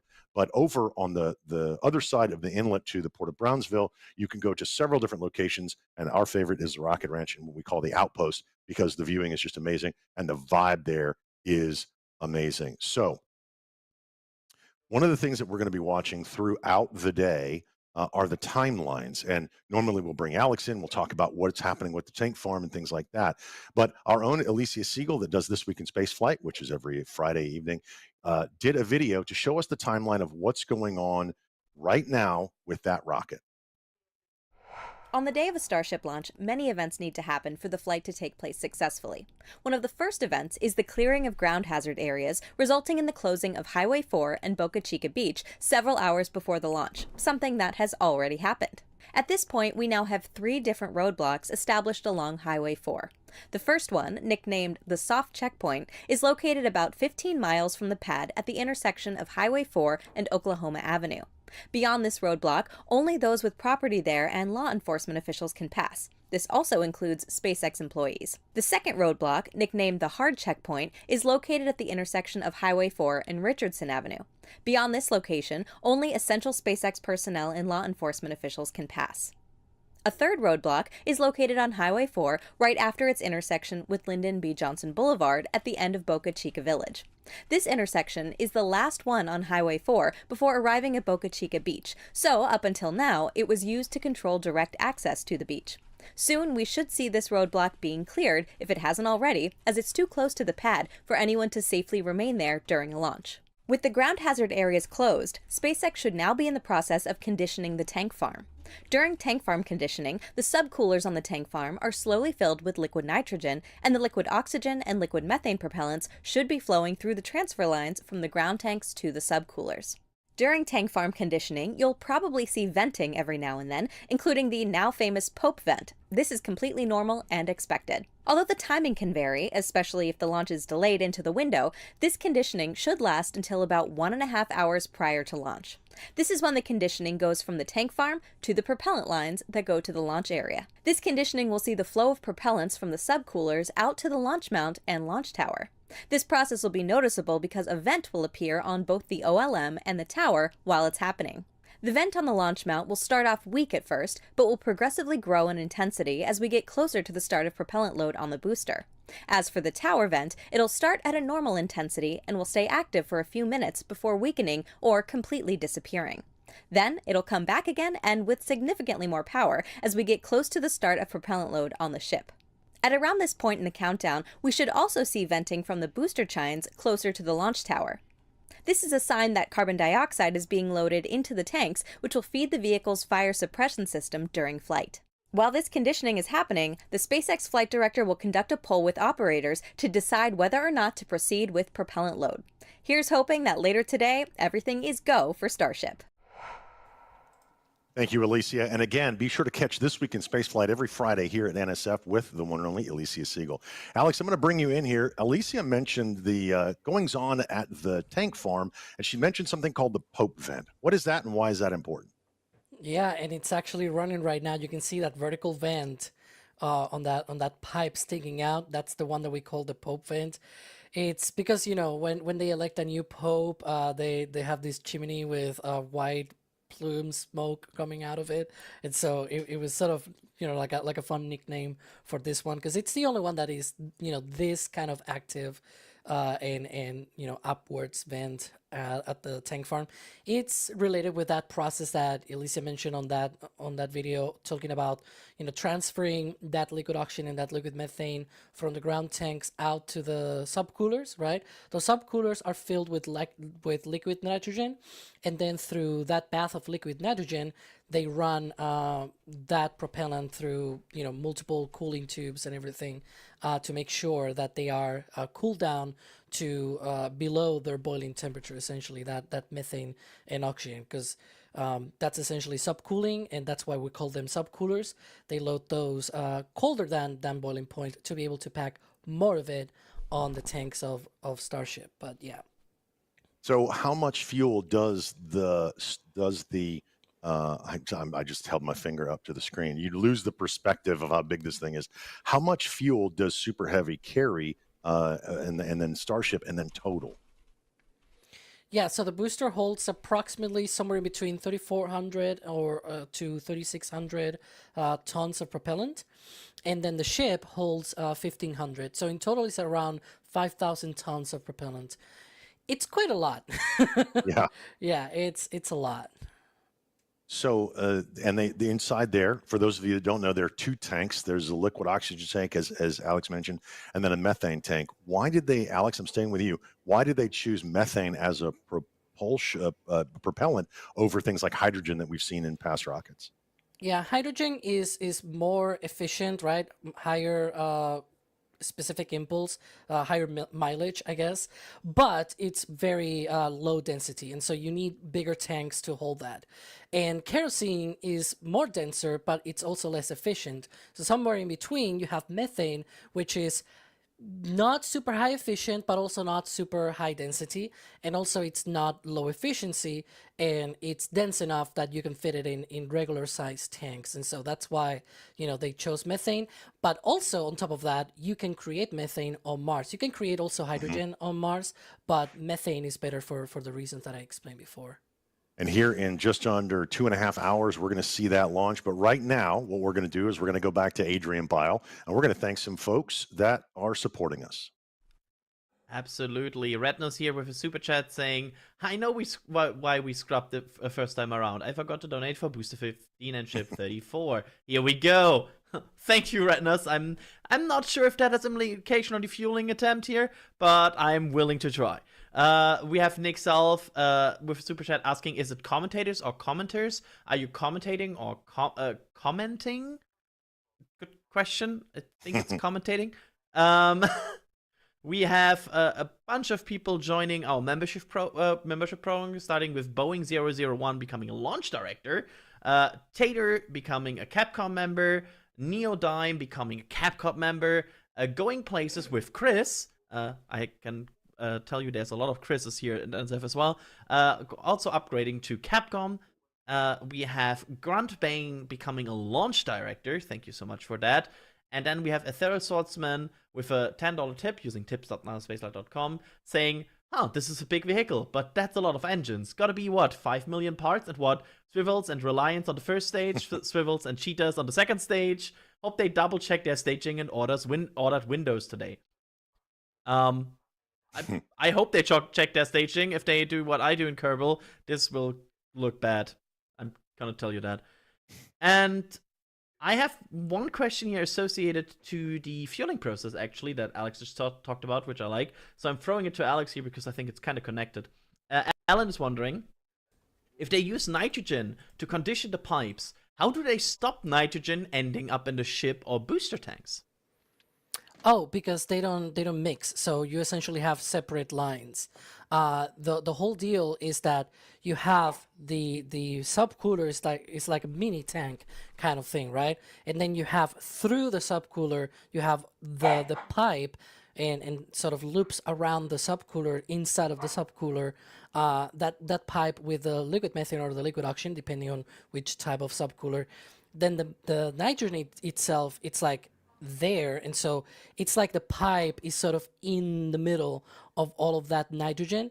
The nitrogen does heat up and warm up, and that's why we see a lot of venting from the subcoolers, because the subcoolers those essentially vent all of the nitrogen that is released as it heats up, and so you transfer that heat to the nitrogen, and of course the nitrogen will want to boil off. So there's usually either on top or somewhere near the end of the subcooler where you have some relief valve that can essentially vent out that nitrogen. That's going to be part of this activity that we're going to see over the next couple of hours, where we're going to see those subcoolers becoming very active and venting all of that nitrogen. That is completely normal. Nobody's on the launch pad, so it shouldn't be a hazard, because one of the hazards that nitrogen has, the very few that it has, is that it can displace the oxygen, and so it wouldn't be safe to stand around in a cloud of nitrogen, because you can asphyxiate and everything, and so you can essentially no stop breathing and things like that. And but other than that, it's an inert gas, so it wouldn't set on fire or anything or things like that, so they can vent that safely. It's no big problem. You know, one of the things that happened yesterday, EJ, was on Monday, was the booster. One of the tweets that SpaceX put out was 20 bar low on spin something. What was that? So the post on social media basically said that they had a loss in pneumatic pressure on the Raptor's spin starting mechanism. So that is a ground side piece of equipment that's basically used to start the Raptor engines on the outer ring of Super Heavy when Super Heavy goes to fly. Basically what they do is take a lot of compressed gas, shoot that into the engines, and it starts spinning. It starts getting the pump spinning. You don't want to be low on that, because then you're not going to be able to start the engines correctly. So they, out of an abundance of caution, I mean, that's way out of family for that. Like, out of family means it's kind of, you usually have a nominal range, like this is good enough to go. That was out of their kind of nominal range for spin start. So that 20 bar loss of pressure might not seem like a lot in the scheme of things. I mean, that's about 20 bars, 20 atmosphere. So it's about 294 PSI. That is a significant difference for them. So that was enough to actually have SpaceX call the whole thing off, Gene. They said, we're not doing that. All right. And let's go inspect it and make sure everything is good. So that leads us, to yesterday, what happened yesterday with the parts falling off and all the way to today. So hopefully that system is checked out, and we'll see what we got. Yep. Let's see. I can't read that.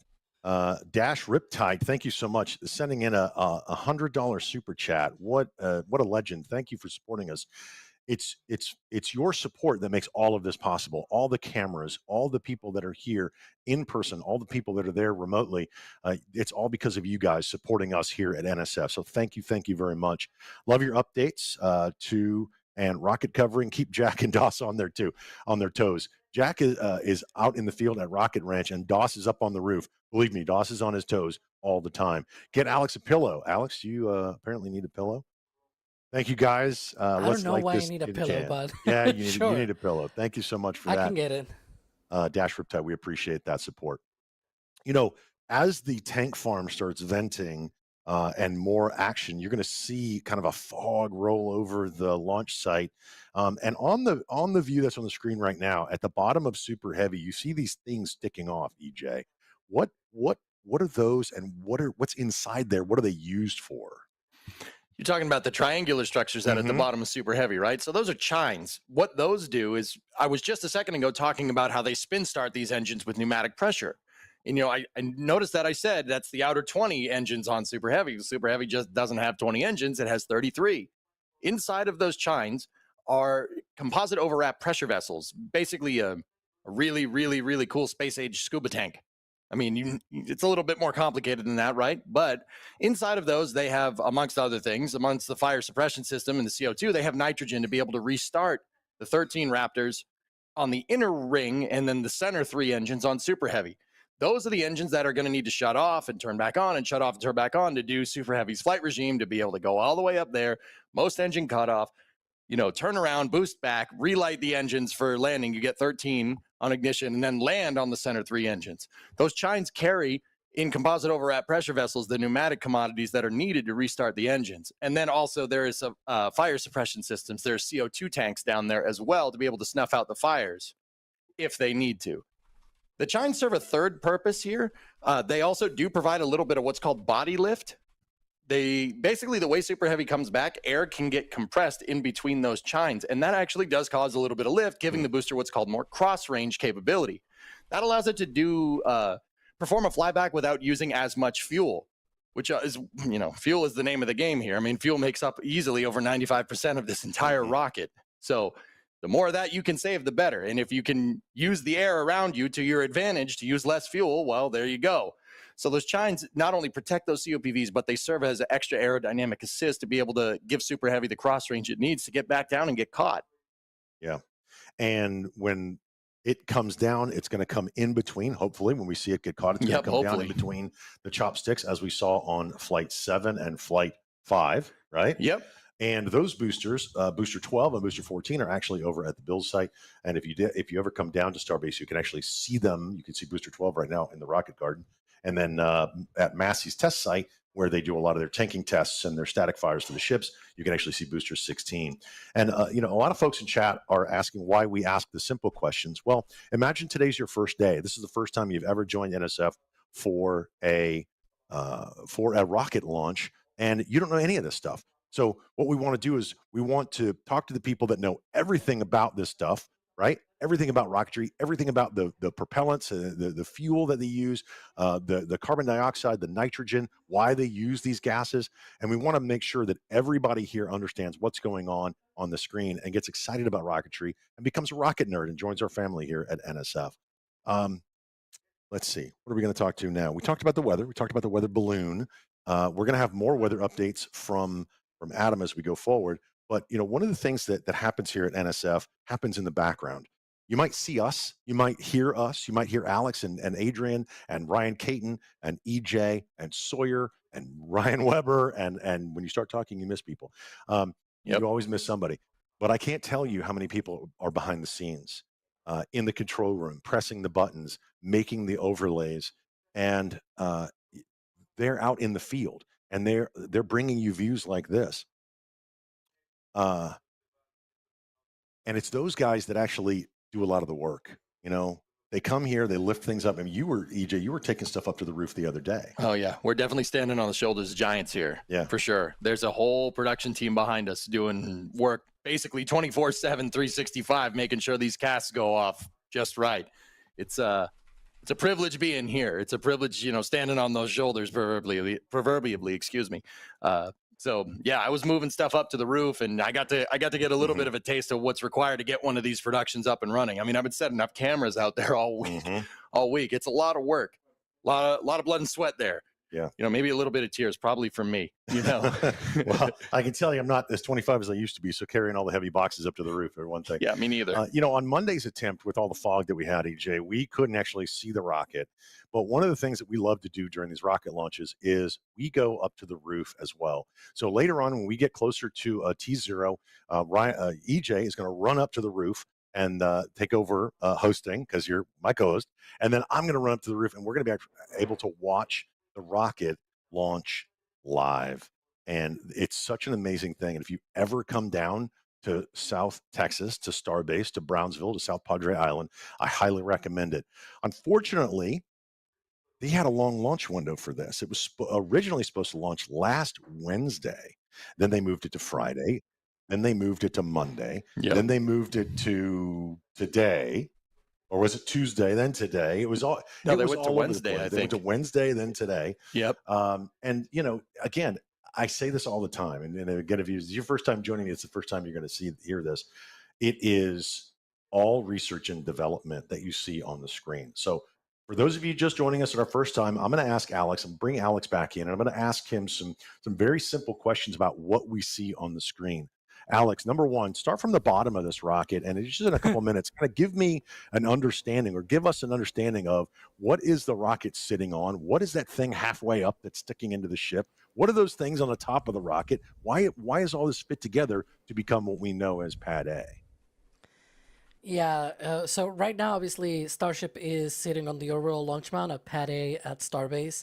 And that orbital launch mount has a bunch of systems to be able to fuel the rocket. There's like a quick disconnect umbilical for the booster, where they get all of the data, all of the propellant, all of the fluids, and everything that the booster needs for flight.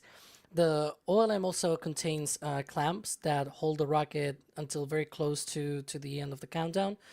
We don't know exactly when, but it's a few minutes to maybe half an hour before the liftoff when those open. And so you have the 33 Raptor engines, of course. You have the hot staging ring. You have the Starship on top. You know, fully reusable rocket. Both stages need to come back down. That booster will come back down to the launch site at Starbase, or at least it will attempt to do so.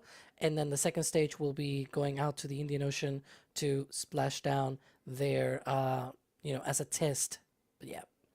Thank you for that. We're going to go through more of the technology that makes this rocket fly. But first, we're going to go to the one and only Ryan Caton, who's apparently has a map full of planes behind him. Ryan?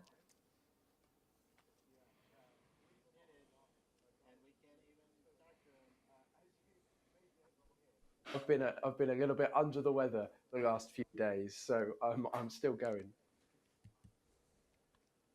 I did turn it on, EJ. Thank you very much. I can hear myself. EJ just ran in. This is the wonderful thing with in-person studios. EJ's just ran in and gave me some technical advice. Anyway, we'll keep going, everybody. We have some planes behind me. As you can see, there's not a lot of planes. Right here, just over here, is Starbase Texas.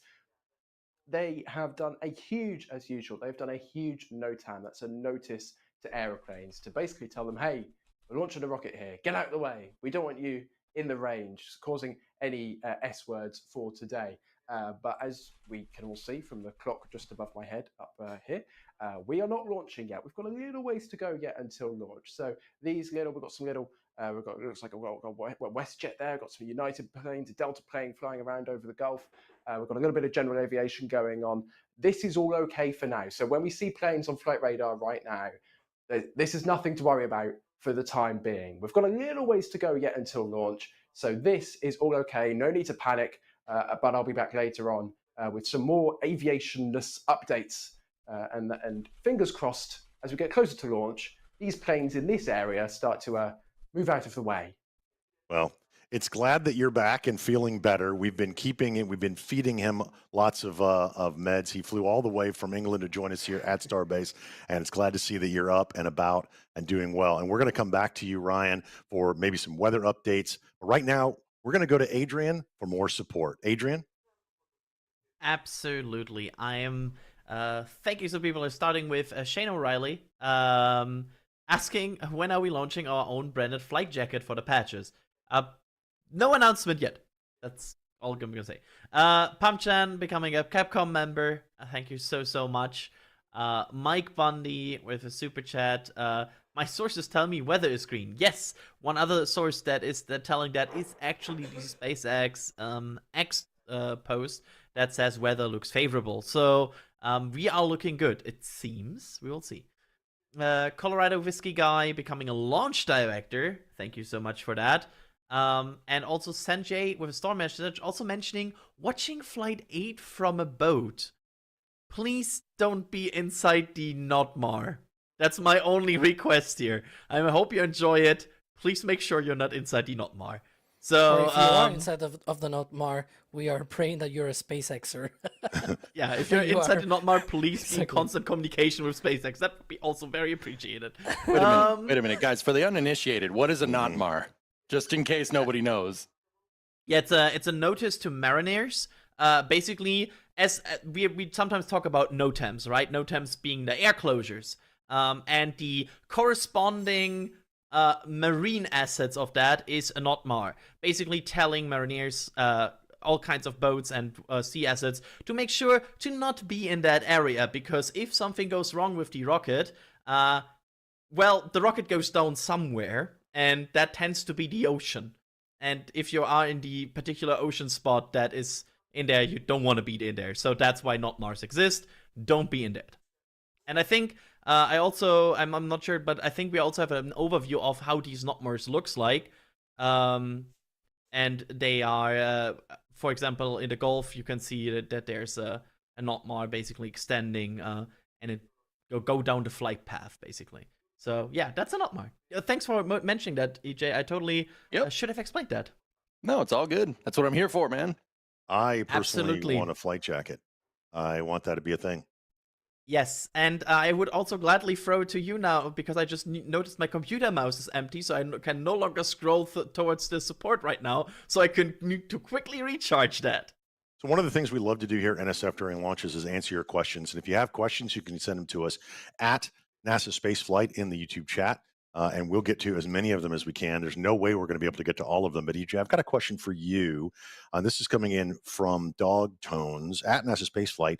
When and where do you guys think equatorial spaceports will be a thing in third world countries? Ooh, that's a great question. Wow, that one's a doozy. I mean, I don't know. It depends on if someone's bold enough to, go down there and make that site happen, right? Mm-hmm. That's definitely something that we'd all like to see. But I mean, it's important to keep in mind, right? Like, you don't necessarily need an equatorial site. Like me personally, I don't want something that's absolutely at the equator. And obviously, we don't want something that's kind of near the poles either. I mean, this is very much personal opinion, but I think anywhere between 20 degrees north or south latitude, between 20 and 40 degrees north to south latitude is really kind of the prime spot. Now, I know people are going to look at me funny, right? But you got to remember, if you have an equatorial launch site, it's difficult to go polar, right? It's difficult to launch into a polar orbit just almost as much as it is to go at equatorial from a polar site, right? I mean, obviously, geography has a big influence on this whole thing, but I personally want to launch, right? Personally, I'd want to launch from somewhere in between 20 and 40 degrees north or south latitude. That way, I mean, ideally with the eastern side of your space center all being water, right? You can really go wherever you want to go, and you don't have to take the Delta V penalties from there, right? And if you think about it like that, that opens up way more launch sites in, potentially in third world countries, right? That opens up way more areas to be able to maybe have the opportunity to go into space someday or launch rockets from their home soil, which I mean, I don't know about Eugene. I'm here for that. That'd be great. Yeah. And what else is great is your amazing support for us. We appreciate that. S. Stevens with a $50 super chat. Thank you guys for all y'all's dedication. You're one of my people when you use the word alls. I want to bring Alex into a question and just kind of pick up where you left off. That was a great question about equatorial launches. But what I want to ask Alex about is, why is this vehicle, why is this program so important when you think of not only the future of human spaceflight, but also potentially point-to-point spacecraft around the world. Alex, tell us why we spend so much time on this and why is it so important? Well, one of the side projects, I guess, that SpaceX wants to use this rocket for is potential transportation around the Earth in essentially under an hour and a half, right? You could go into orbit and, instead of needing a supersonic or hypersonic plane, you can just go into space, go near orbital velocities, and then land somewhere, halfway across the globe that, you can get there essentially in about an hour. That's in fact what today's flight is all going to be about. It's pretty much point to point, just not on purpose. Like, it's on purpose. They're not, yeah. Well, but they're not carrying people, right? Like, Yeah, they're not transporting people. But it's sort of a point to point profile where you go up, you go near orbital speeds, and therefore you get to, the other side of the globe within an hour or so. That entry is coming up around the 48-minute mark on the flight, so 48 minutes after launch, and the landing burn is around 1 hour and 6 minutes. So in pretty much 66 minutes, that ship has gone from being there on the launch pad to being west of Australia, essentially. So, if you can imagine a flight from Starbase to West Australia, it will probably take on the order of like 16, 17 hours, if not even more, depending on the direction and the jet streams and everything. You are also at the mercy of that as well, whether you arrive a little bit earlier or a little bit later. And so these frees you up from that kind of thing. Also from the weather on the way out, because maybe at the launch side, at the landing side, the weather is great on both locations, but if you're going on a plane, you have to go through the weather all across the entirety of the trajectory. Whereas if you go into orbit or at least into space, you can avoid all of that, right? So that's sort of the point of point-to-point, getting there faster, being able to do that more times in a day, because in theory, in the 15, 16 hours that it takes for a plane, for just a single plane, to get and do that kind of trajectory, you could just do multiple flights. But anyways, we have a video talking all about that, so let's leave that for that video for all the information about that kind of thing. And that's going to be coming up in a little bit later in the broadcast as we come to no earlier than 2 hours, or about 5 minutes away from that. And again, what that means is the opening of the launch window for Super Heavy Booster and Starship 34 is about an hour. They have about an hour launch window, and that's when they plan on giving us a T0. So that's what the NET is. And as soon as SpaceX puts out a T0 time for Starship Flight 8, we will put it up there on the screen as well. One of the things that Alex said, EJ, about this trajectory is it's not going into orbit on this flight. And we know that there are lots of scientific experiments because everything you see on the screen, besides us, is our research and development. And the idea is for them to get a lot of data back from these flights to make the next flights better. Remember, this is the 8th flight. We're not even into double digits yet. And eventually this vehicle is going to become crew rated, do point to point, potentially, like Alex said, take us to the moon and potentially to Mars. What are some of the science experiments we're looking for as we bring this launch coverage to folks? So on this mission, Ship 34 has 4 okay, here we go. Here comes the debate on what we're going to call these things.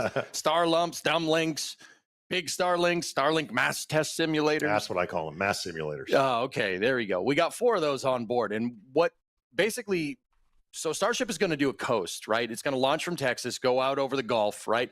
And it's going to go out over the Atlantic Ocean. When it's over the Atlantic Ocean, what it will do is test the deployment mechanism on these 4 dumb lump Starlink big thing mass simulator things. No, it'll test the deployment mechanism for Starship's Pez dispenser style Starlink deployment payload bay, right? So what this basically does is there's a little like letterbox slot on Starship, and basically they shoot them out like a disc launcher, right? If you ever had one of those foam disc launchers, that's how, like a Pez dispenser almost, like kind of like upside down, right? That's how it moves these things out. And what it will do when it's out over the Atlantic is deploy 4 of these Starlink satellites, these test Starship rated Starlink satellites. Now, what those satellites will do, I mean, this really isn't testing the satellites per se. They're just an amalgam of what the big Starlink satellites will be. It's more just testing the deployment. and these Starlink satellites will burn up when Starship does go through reentry out over the Indian Ocean. So that's the kind of test that they're looking for today, Gene. They're looking to really, really, really, on top of, what we've seen in the past, getting the reentry done, the booster catch, obviously. They're looking to deploy these test the deployment mechanism on the Starlink launcher. And then Ship 34 will go through an entry, descent, and landing. That's a big one as well. There are a lot of tile simulators on Starship, or no tiles at all in certain spots, to make sure, to basically try and test, they're going to try and test where they do and don't need tiles. I really don't have a better way to say that. They're just taking tiles off to see where they don't need them, which is actually pretty cool. Yeah. Now, on top of that, they also have transpiration cooled tiles, or an active cooling system on some of these tiles. What do those do? Well, those basically shoot out gases during reentry to basically keep the ship nice and cool. It's called transpiration cooling, and it is it's kind of not a new technology. It's been used on other rockets in the past. Pretty sure those are kind of the rockets we don't really like, the ones that, cause big booms or something. But it has a potential application here on Starship. Now, SpaceX doesn't have their thermal protection system totally dialed in. Tiles are one of the hardest things to do, as we've seen from the shuttle program, which, I mentioned the shuttle. There he goes. He did it, right? So they're really trying to figure out what type of tile you're going to need on this thing, and where you do and don't need thermal protection systems on a ship with tiles that's also made out of stainless steel.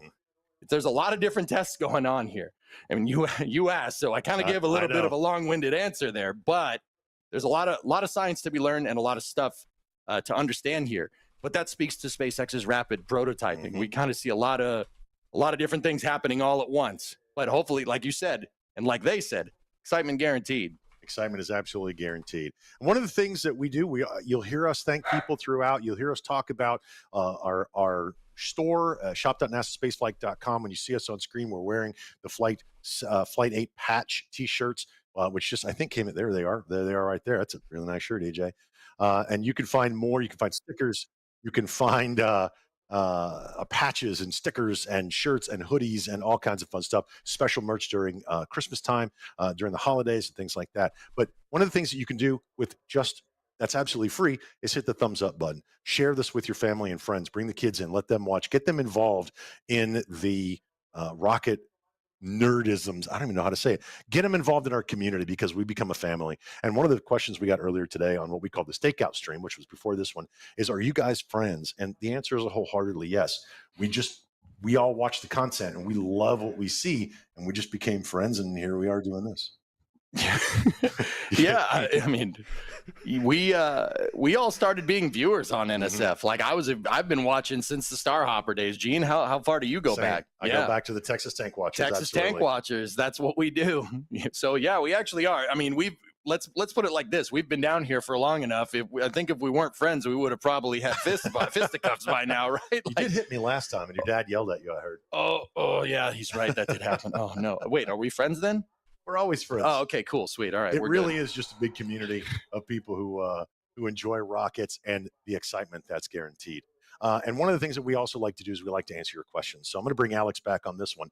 And, one of the things as we go forward in this space program for human space flight is we're going to have to send ships to Mars. Now, the ship you see on your screen right now is not capable of that without being refueled.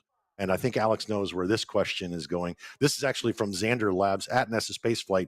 If everything goes well, and this is a crystal ball question, Alex, when will the Starship orbital refueling demonstration mission happen? What do you think, Alex?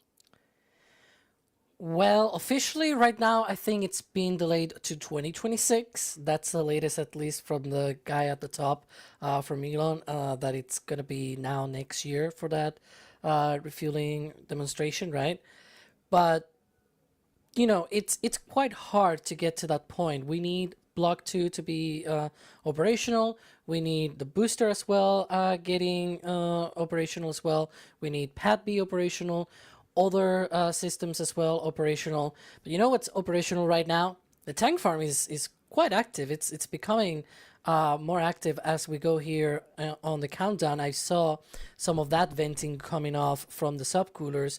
You can see that sort of carpet of venting coming out from the on the big screen there of the three views that we have. You can see on the ground that's part of the nitrogen venting system that they have for the liquid oxygen subcoolers. And that's pretty much what we talked about like maybe 30 minutes ago that I mentioned this, that they have those subcoolers and then they vent that nitrogen off. And that's why we see a lot of these, as I call it, carpet of venting, right? Because it kind of looks like that. But that's definitely a good sign that we're, proceeding into the conditioning of this tank farm. The next thing that we should see is those OLM and tower vents, the ones that signal that they are now conditioning, that they will now be conditioning the lines that go from the tank farm out to the launch site. And so that's essentially what we are looking forward to next. That'll be closer to like 1 hour 20 minutes from launch, right? We saw that approximately around that time on flight 7 and also on flight 8. We saw it on flight 8 attempt 1. We saw that on like somewhere around T-minus 1 hour and 5 minutes, and we said don't be surprised if there's a slight delay into the window, and there was a 15-minute delay into the window at that time, and so that will line up with 1 hour and 20 minutes. So we expect that to happen essentially in 36 minutes from now, if all things are still tracking for the opening of the window, of course. Of course. And one thing that happens that's always tracking toward the opening of the window is going to Adrian to thank a lot of folks that have supported us and make all of this, everything you see, the cameras, the folks that come in, all of the technology, and all the folks in the background possible. Adrian, let's thank some of those important people. Absolutely. Starting with Stefan Baptiste with a super chat here asking any idea about stage separation in the future. With expandable hot staging ring, it won't be 100% reusable. And I'm also taking this one for I'm taking this one for once because I also want to sometimes answer questions. Their current plan is to down the line incorporate the hot staging design into the booster. So right now it's more of a I shy away from calling it Band 8 hot staging ring. It kind of is that a bit. But down the line it will be part of the booster, and so it will also become reusable. Shakhtar Smith, why is Flight 8 suborbital? Is it due to the ROD from Flight 7 when orbital? EJ, you want to quickly answer that? Say that question again one more time, Adrian. Why is Flight 8 suborbital? Is it due to the RUD from Flight 7 and when orbital? Oh, that's actually a really good question. So it's not due to Flight 7ing itself, to be very candid.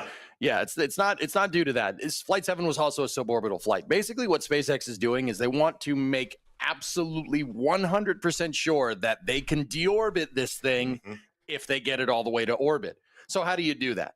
Well, get it 99% of the way to the orbit, and then make sure that you can deorbit from there. You do not want to strand, quite frankly, a 15-story building worth of rocket in space. That's not what you want to do. So Flight 7 was not orbital either. In fact, none of the test flights have been a full orbital attempt for this exact reason. You have to make sure that you can fire that engine and deorbit, because you won't hit your brakes in space, right, by just tapping the brake pedal. What they have to do to hit the brakes, right, is turn the ship around and fire the engines in the direction that they're going. It's a burn called a retro burn. I'm sure you've heard it in the movies. Oh, we're going to commence our retro burn now. I'm sure you've heard that many times. That means basically that's a nice way of saying hitting the brakes on a spacecraft. They want to be absolutely sure that they can do that. Now, how does that differ from something like the space shuttle? Well, the space shuttle used a very, very different type of rocket engine. I mean, obviously still a rocket engine with the nozzle at the end, throat, convergent, divergent design. But the propellants that they were using and the manner of actuation for said propellants is completely different than a Raptor engine. A Raptor engine firing to do a deorbit burn is like firing a shuttle main engine to do a deorbit burn. Now, the shuttle could never do that. It used the orbiter maneuvering thrusters, those two little tiny thrusters on the back, to actually do its deorbit burn. Those were pressure-fed engines.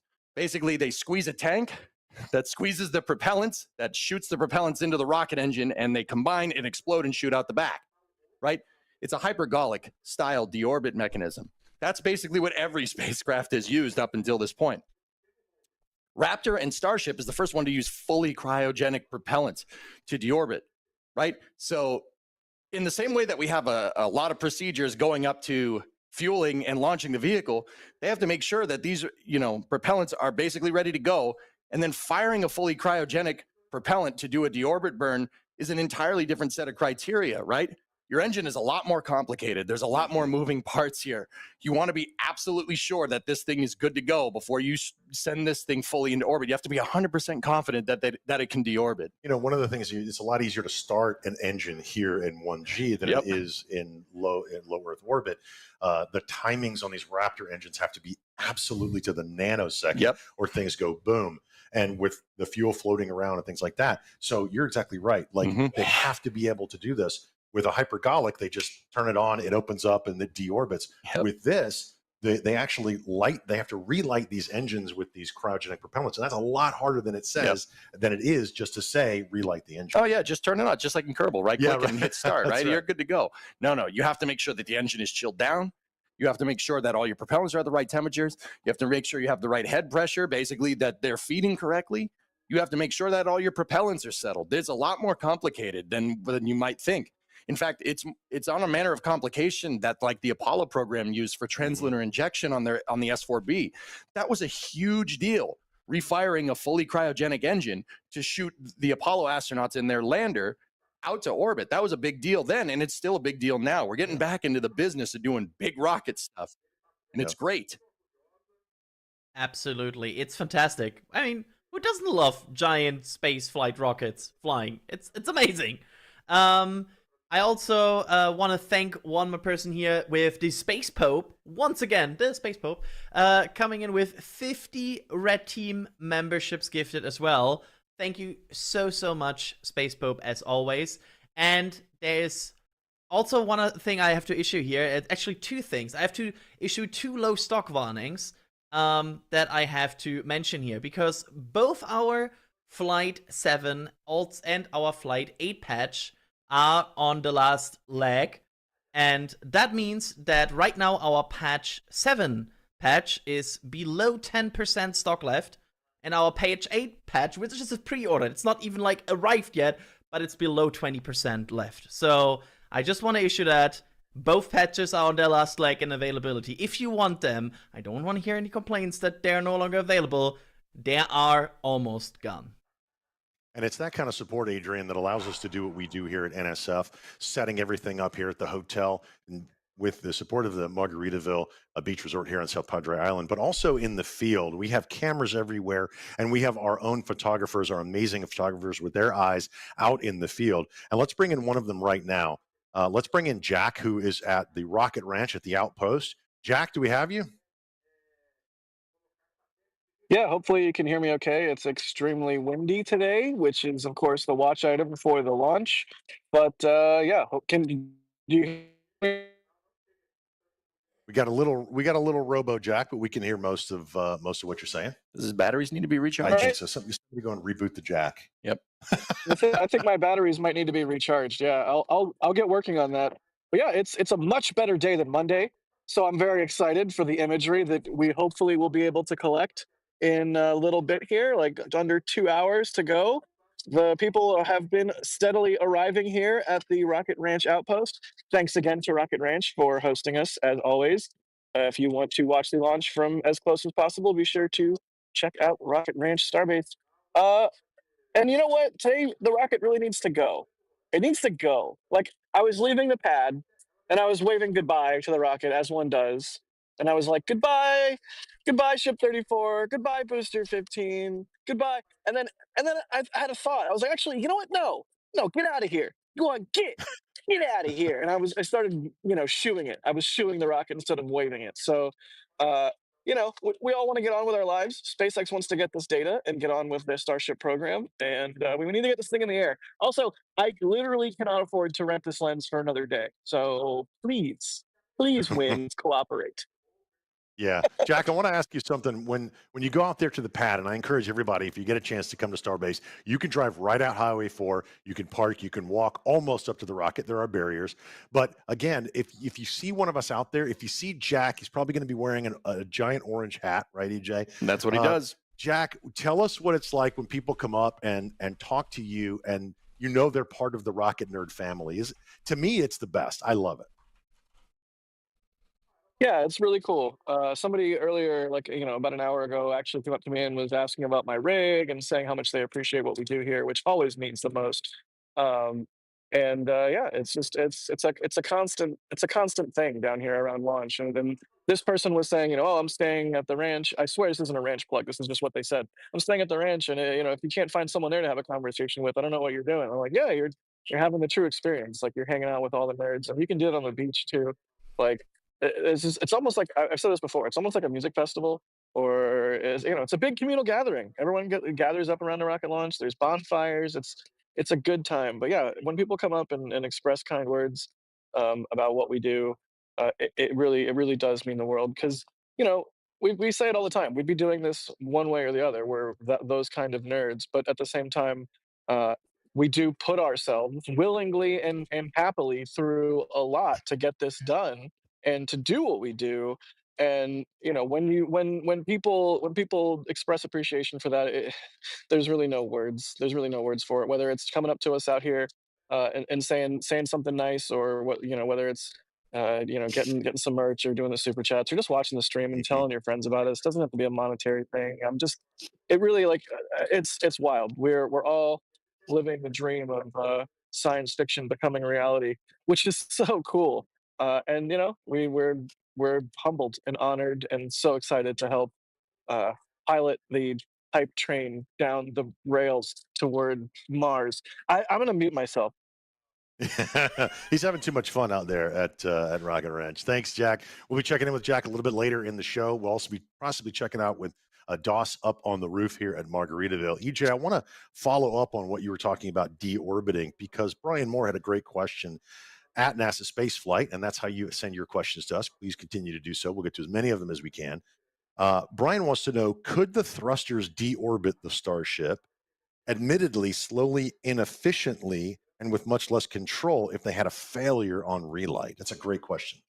I'm sure you could probably do that as a contingency in case, all else failed, like your main thrusters don't work. But I think it's important to understand, like, that's a scenario, like, it's good to, have contingency procedures in case something does go wrong.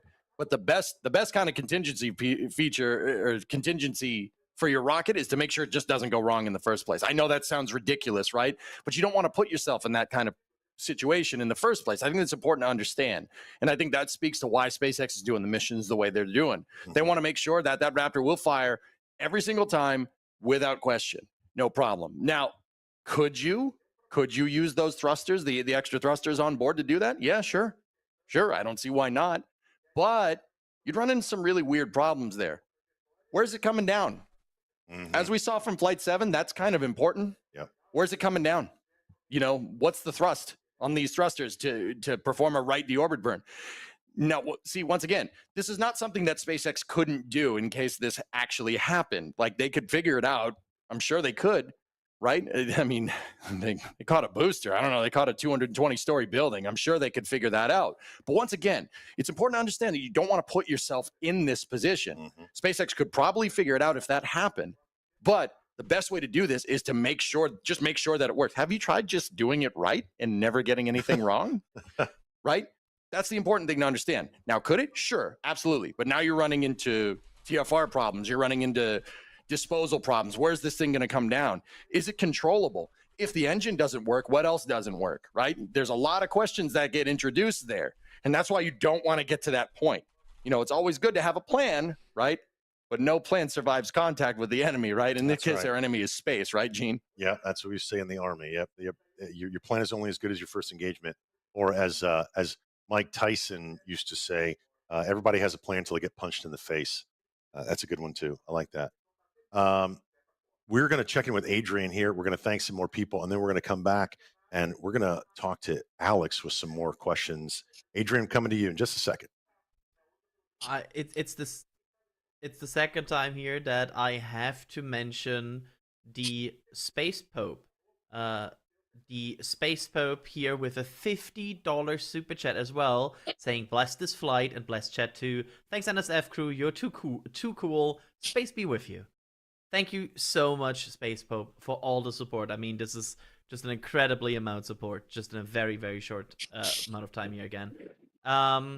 We also have UK Hudson coming in with the 10 curly L's. Best place on the internet for space enthusiasts, period. Long live NSF. Thank you so much for that support, and that support, like you are doing there, that helps to make that a reality. Then we have a super chat here. Actually, does anyone... I don't even I don't even have an I don't even understand this question. Anyone does have insight in pickleball in space? Pickleball in space? It would be tough, but doable. We'd have to spin something probably. I mean, you could. Yeah, exactly. Are we playing this on a space station that's spinning, or are we playing it, just in zero G? Is this going to end up like Ender's Game with pickleball or something? Like, what are we doing here? I mean, if we did it Ender's Game style in microgravity, that that's going to end real. That'd probably end with me headbutting a wall. That's pretty sure we don't want that. I kind of want to go down this rabbit hole because there will be at some point, if space gets commercialization, right? There will be a point where we talk about the first zero G space sport. Like, will we get zero G ball? Will there be like, I don't know, like what's the develop? But is it impossible? Like, I would love to see sports in space, like a competition in space. You know what I'd like to see, Adrian? Paintball. Paintball in space could be cool, right? Because you could obviously tag people with paint, but you could point the paintball gun behind you and use that to maneuver. Maybe, use it like RCS. Maybe. Have you seen the ISS videos where they just get stuck in the middle and somebody has to come along and push them to the side? Right, that's why. Yeah. I would use the paintball gun for RCS, just unload it. Yeah. I just want to see like a very three-dimensional space with maybe some obstacles with two goals on each side, and they're playing like handball, but it's like 3D handball with like going through obstacles and then throwing at goals in zero G. I mean, honestly, that would be cool in my eye. I think it's going to create a whole new sports. I don't know. I don't want to say arena, but a whole new. Someone will come up with a sports ball in space, and it's you'll hear the announcers tonight. It's the Titans versus the Saturns, and they're in super space ball or something. Space is going to open up a lot of stuff, and right now in the ISS they're doing all these medicines and they're doing all the science, and now we're opening up commercial space, and people are actually buying their own rights to space with all these different rocket providers, these launch providers, and they're going to be hotels, EJ, in space, and all kinds of crazy stuff. Adrian, I kind of stole it from you, but we'll come back to you. Thank a couple more folks, and then we'll go to Alex. Ask Alex a great question, Adrian. Absolutely. I will first start here with Asimo 3089. Been here since Star Hopper. Let's go Flight 8. Thanks for hosting these. And that is underlined with a $50 super chat. Thank you so much. And Asimo also joining in with a 10 Red Team memberships here. Like just right after that. And also Keith Garrett here with another 10 Red Team memberships gifted. That's really, I love always the gifting of memberships. It's so kind, and it's always such an amazing way to share your excitement here and make sure that everybody has a green name in the chat as well. That's always cool as well to see. Let's see here. Give him a hard one, Adrian. I'm searching for a hard one, like something that yeah. Honestly, this is one that I know Alex will love. For IFT9, assuming everything goes like ship goes, splashes down successfully, boosters caught, Alex, right? Imagine this reality. Will they go for a catch on IFT9, or will we see like one more splashdown in the Gulf potentially? What's your feeling there, Alex? I know you love prediction question. They are the hardest for you. Well, this is a bit easier because we've already seen things being lined up for potentially a catch on Flight 9, right? We've had from regulatory side of things to vehicle side of things as well being prepared with structural catch fittings and things like that. It very much seems like they might want to catch a ship on Flight 9. If everything goes well on Flight 8, it pretty much seems like that's going to be the case, that we're going to have the catch attempt at the very least on Flight 9. Whether it happens or not, that's a whole different thing, right? That's why we always say catch attempt for these vehicles because it's still quite experimental, I guess. Booster 13 shows you that just because you catch it once, it's not sure that it's gonna happen every single time. And so sometimes you're gonna have an abort before going to the launch site. Maybe once or twice we might see some of these crashing in the beach. Like it's something that we need to keep in mind when we see these landing attempts, right? And so does happen still with Falcon 9. Even after landing, we need to be careful, and that's why we, little secret inside baseball, I guess, that sometimes even after the landing, we still keep the cameras wide just in case, you know, if it blows up, that fireball will reach way up in the air. So we keep some of the cameras wide, and some of the others are punched in and zoomed in into the vehicle to see some of the details. But of course, you never know until it's actually fully saved. That's why it's called safe in the vehicle. So yeah, we'll see if it actually lands on Flight 9. I do think that if Flight 8 goes as they intend to go, as they plan, it'll probably be a catch attempt on Flight 9. Yeah, I agree. I agree with Alex. I know EJ, you do too. It was supposed to be, had Flight 7 gone the way we wanted it to go, they might have been doing a catch on this one. And we've seen, if you're watching Starbase Live, which is one of our 24-hour live cameras here at Starbase, you'll see the pieces and parts come together of boosters and ships, and you'll catch little things like the catch pins on the sides of the ships as they go by our cameras, which are 24/7 here at Starbase. We also have Space Coast Live, which is 24/7 down at the coast with views of the inlet where they bring the ships back on the barges where they land the Falcon 9s, and then also all of the launch complexes there. And if you're into rockets and rocket engines like the rest of us and you want to see some testing, you can go check out our other 24-hour live stream. It's called McGregor Live. But I'm a Starbase Live junkie because that's where we see everything. As we come up to no earlier than 1 hour 36 minutes before the opening of the launch window here at Starbase. And we keep talking about the shirts we're wearing and things like that. And I really want to kind of focus in on that, Adrian, because we have the patch on our shirts here, and which you see when we come back into the cameras and all that stuff. You'll see them, and Jacques, who did our graphic design, did a fantastic job on this patch. And we normally release the patch when they stack the ship. Now we did that just a couple days ago on Monday. I think it was Monday. Sunday night, Monday. It was We released Sunday the night, patch. Monday, yep. And Adrian, we're Time down is to a what was weird it? soup. What is it? 20%? What are we? 25%? Less than 20% of it? Less than 20%. Less than 20%. We are eating Nice. in the last 20% here. It's down to I would have to look up like the exact percentage always, but we are way below 20 at this point. With how expectations are and how it usually went with these patches, I can tell you with the stock count we are currently right now, we will probably sell out today or the following days. And our goal is to sell out of this pre-order during this stream right here, before this thing launches, hopefully in the next 90 minutes. But on your screen right now in the lower right-hand corner, you're going to be able to see some of the merchandise we have at shop.nasaspaceflight.com. And there is that patch. And the details of this patch are so intricate with the alignment of the stars and the way the Starship is putting out what we call those mass simulators, or dumb links other people call them.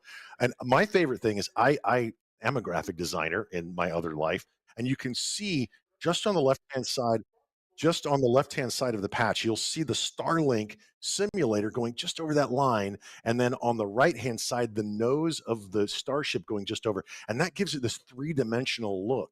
In the background there, you see the stars lining up, which is the planetary alignment that's happening right now. Adrian, jump in and tell us more, because you were actually in the process. You worked with the artist on this. Tell us more about this beautiful design. I cannot take any credit for this because Jacques, our designer, is that amazing. Like, we just tell him make a cool patch and he does magic. Like, honestly, that is the reality here. And these patches are just stunning. I love Jacques' work. And I can already tell you patch 9 is gonna be fire as well. And also we have, this is really cool. This was a project from Lindsay, which is we now have a fully reusable TPS tote bag. So if you want to get your groceries fully reusable, you can now get a fully reusable tote bag. I love that idea. So there you go. That's also now available at shop.nosface.com. If you want to support it that way, it's amazing. Thank you so much for all the I support. love how we were on stream just a couple days ago, and then I think EJ, you coined that, so it's like fully reusable TM, and then he immediately changed the name on the website. So it's a lot of fun. Go out there and check out all of the great patches and stickers and shirts and hoodies and everything else, and the new fully reusable tote bag at shop.nasaspaceflight.com. We're going to be checking in with Adam Suker here in just a minute. And when we come back, we're gonna talk to when we come back. When we talk to Adam, he's going to give us the real weather. He's our meteorologist here at NSF, and he is looking. He's got his eyes on the skies. He's watching the balloons. He's watching everything, all of the sources that he brings in, and we're going to have graphics and so on and so on. But we'll talk to him in a minute. Now, EJ, what we're seeing up on the screen right now is one of our favorite views.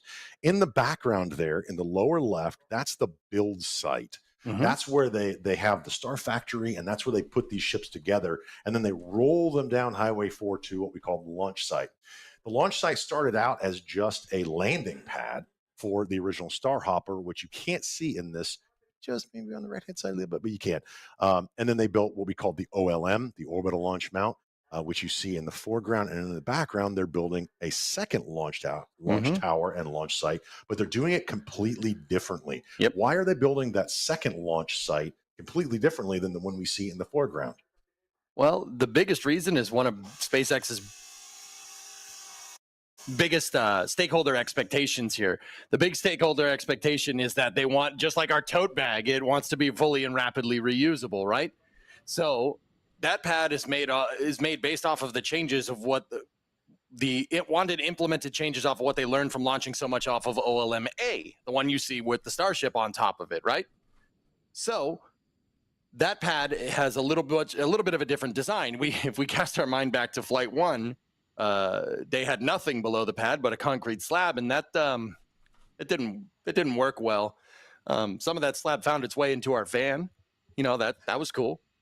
And you can see Danger Van when you come out to Starbase on the right-hand side. It's still here. You can absolutely see it. It murdered that van is what it did. Yep, and then they just kind of implemented changes with the pad deluge system that we see now that were just good enough to get that design working. And I guarantee you that the pad B design is based off of what they found after they implemented the pad deluge, basically the upside-down shower head that shoots a crazy amount of water basically into the business end of Starship when it goes to, and super heavy when they go to take off, right?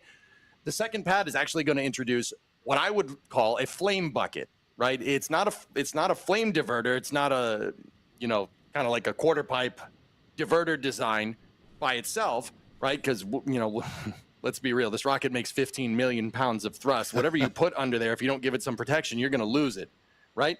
So this one will have flame buckets, which is basically a pad deluge system that's shaped like a flame diverter.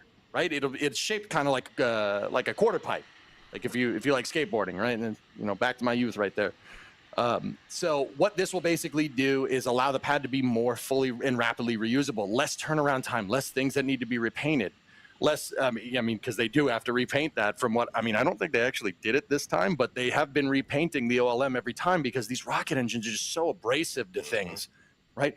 Rocket engines basically accelerate gas out fast enough that they can use gas to sandblast things. Yep. It's very abrasive. It degrades stuff very quickly. It makes brand new concrete shoot off into the sky. We're talking about a lot of power here. So basically this flame bucket that they're making here is going to allow them to use the pad quicker, use it, turn around faster, and basically implement the rapid reusability airplane-like operations that they're trying to achieve here. Yeah. And now on your screen, you can see that new tower being constructed on the left. You'll notice some things that what we call the chopsticks on the tower on the left are a little shorter than the chopsticks, which are now at the top of the tower on the right, or Tower 1. And there's a reason, Alex, that they made those shorter. Can you tell us and talk us through the theory behind the chopsticks and why they're making them shorter if they still have to catch the same size booster? Yeah, there are two reasons, right? They are both coupled together, I guess. They go both hand in hand. The first one is that they don't need the chopsticks to be as long, and so the more you can avoid overbuilding, I guess, you can get more efficient at your processes, and best part is no part, that kind of stuff that they apply at SpaceX. But that also comes with a benefit of you have less mass to move or stop. Whether you want to move those arms or stop them, they carry less inertia than the ones that are longer. And so that means you can close them and open them a lot faster and with more precision. You don't have, like when you're trying to stop those arms, for example, they wobble a lot because it's a lot of inertia that they carry. And so if you have shorter arms, that's less mass that you need to stop, and therefore it becomes a lot easier and therefore also more precise to be able to stop the movement of the arms. And that is very important when they are sort of catching the booster, because all they do is they close around the booster. But if as they close, what they do is they just jiggle around, they can damage the booster. Now, speaking of damage, you probably don't want to damage people either, and so that's why you see there that roadblock at the Lyndon B. Johnson Boulevard, that intersection with Highway 4.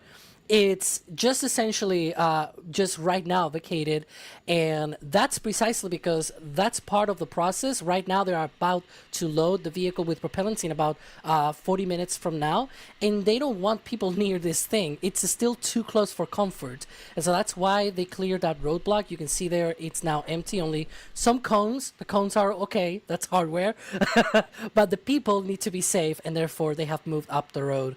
The village is also evacuated. I think the closest that they can get is somewhere around where the office building is, which is, you'll see there the standard closure point, and there's the alternate closure point.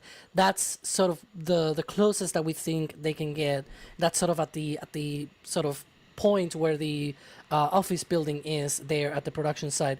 Obviously, for non-SpaceX folks, you have that soft roadblock about 15 miles to the west of the launch pad, right on the intersection with Oklahoma Avenue at Brownsville. So don't attempt to go down Highway 4 because you will not be able to get there any closer. You have better chances to get to South Padre Island. And Alex, that's good news that roadblock has moved now to the other side of the production site, right?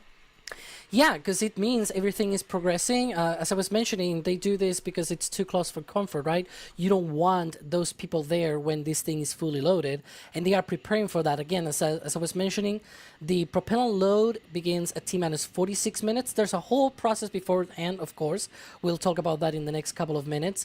But they already are vacating that roadblock. It's already empty, and that's good news. Yep, that means they're proceeding. And if you look in the upper left-hand corner, it's no earlier than 1 hour and 25 minutes now to the opening of the window. Once we get an updated T0 time from SpaceX, we'll add that to the screen. And on the screen, you can see beautiful blue skies. We can actually see the rocket over our shoulder here from Margaritaville and South Padre Island, which takes us to the biggest question of the day, which everybody keeps asking: what's the weather like? We're going to bring in Adam Suker, NSF's meteorologist, to give us an update on all things weather related. Adam, looks pretty good from where we are. What are you seeing? Yeah, basically, I'm watching the cameras along with y'all and satellite and everything else. And yeah, the weather there is looking nice. We have mostly sunny skies. We've got some, mid-layer clouds that'll float through every now and then. But if y'all watch the stream real closely, I know I've been staring at the rocket. Have y'all noticed how fast some of those clouds are moving from left to right? Sometimes when you look at the cameras that look from the rocket straight up to the clouds, if you watch those mid-layer clouds, they're moving pretty quick. Well, that's that wind shear that we've been keep talking about aloft. So like at this graphic you see here, I try to make a little bit better of an example because I know it's kind of hard to see all these wind barbs just clogged up together. But this is the most recent data that's still a forecast model. The meteorologists over there at SpaceX have been launching now. There's a second weather balloon that's in the air. They're getting actual true data from the weather balloon, not a guesstimation, but an actual true measurement. That's what's going to actually determine, are they really within the levels, or are they slightly over, are they close enough? They're going to do it based upon that. But this right here is just a forecast from a model which represents really close to what can possibly be there at this moment. So closer to 5:30, 6:30 time frame, we're still seeing that directional wind shear. Nothing's really changed from model run to model run. It's actually been pretty consistent. But I try to show in blue arrows off to the right, kind of what we're talking about. So think of the first blue arrow there at the bottom being the ground. So you're getting hit with the southeast wind, so it's showing the direction the wind is blowing. But then as you go up 1,000 feet, that wind starts turning to the south. And then as you go up another 1,000 feet, it turns a little bit southwest. And then as you get up higher, it turns west. That's what we call directional wind shear. That is one of the things that SpaceX has talked about before, of saying that's critical to them. If they have too much of that wind shear, when the rocket goes up or even when the booster comes back, that can move and push the vehicle around because you got to think of how fast that vehicle is moving through that area. It's moving very quickly through that area, so it's getting pushed really just knocked one way and another as it goes up and as the booster returns. So because of that, that is one thing that I still believe is most likely just to watch out on. They haven't really mentioned it that, whether it's fully a go or anything. That's because their meteorologist has the weather balloons in the air and they're going to make that determination. Now, another thing that they have to watch, and go to the next graphic, please, is the Indian Ocean. So obviously the Starship is going to land there. So I don't know what their threshold is there. I'm sure they still want a nice soft landing, but this is the wind profile there. It really doesn't look too bad at all. There is some directional winds here, but it's real weak. And so that area for the splash area for that ship doesn't really look too bad either. So the main area that I would be more concerned with is the winds there at the Starbase facility.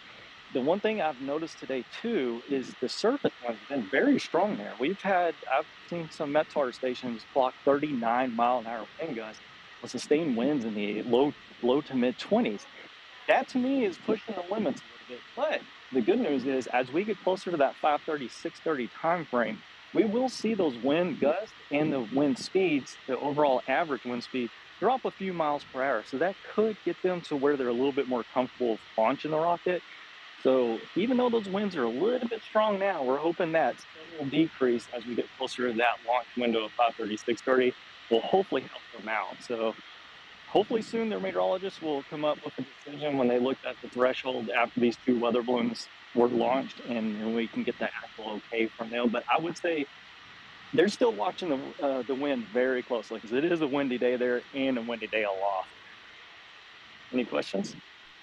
Adam, thank you so much. No, I don't think we have any questions. Alex, I'm going to come to you. We hear the venting in the background from the tank farm. Obviously, that's the noise that you hear in the background. Do we see any vents on the tower or the OLM vent at this time? We have tower vent, very, very small right now, but it should be growing in intensity, and that's essentially the preparation for propellant load. So right now they are conditioning the lines up to the tower, from the tank farm up to the tower. The next thing that we should see as well is the OLM vent. I'm keeping an eye on that as well. But a lot of people might be asking, and as we go into the propellant load and everything, some people might be asking, why is this flight important? What are we gonna be seeing on this flight? And what's all about Flight 8? So I believe we have a video from Jack explaining all of this in detail. In case you don't remember, during Flight 7, the vehicles used were Booster 14 and Ship 33.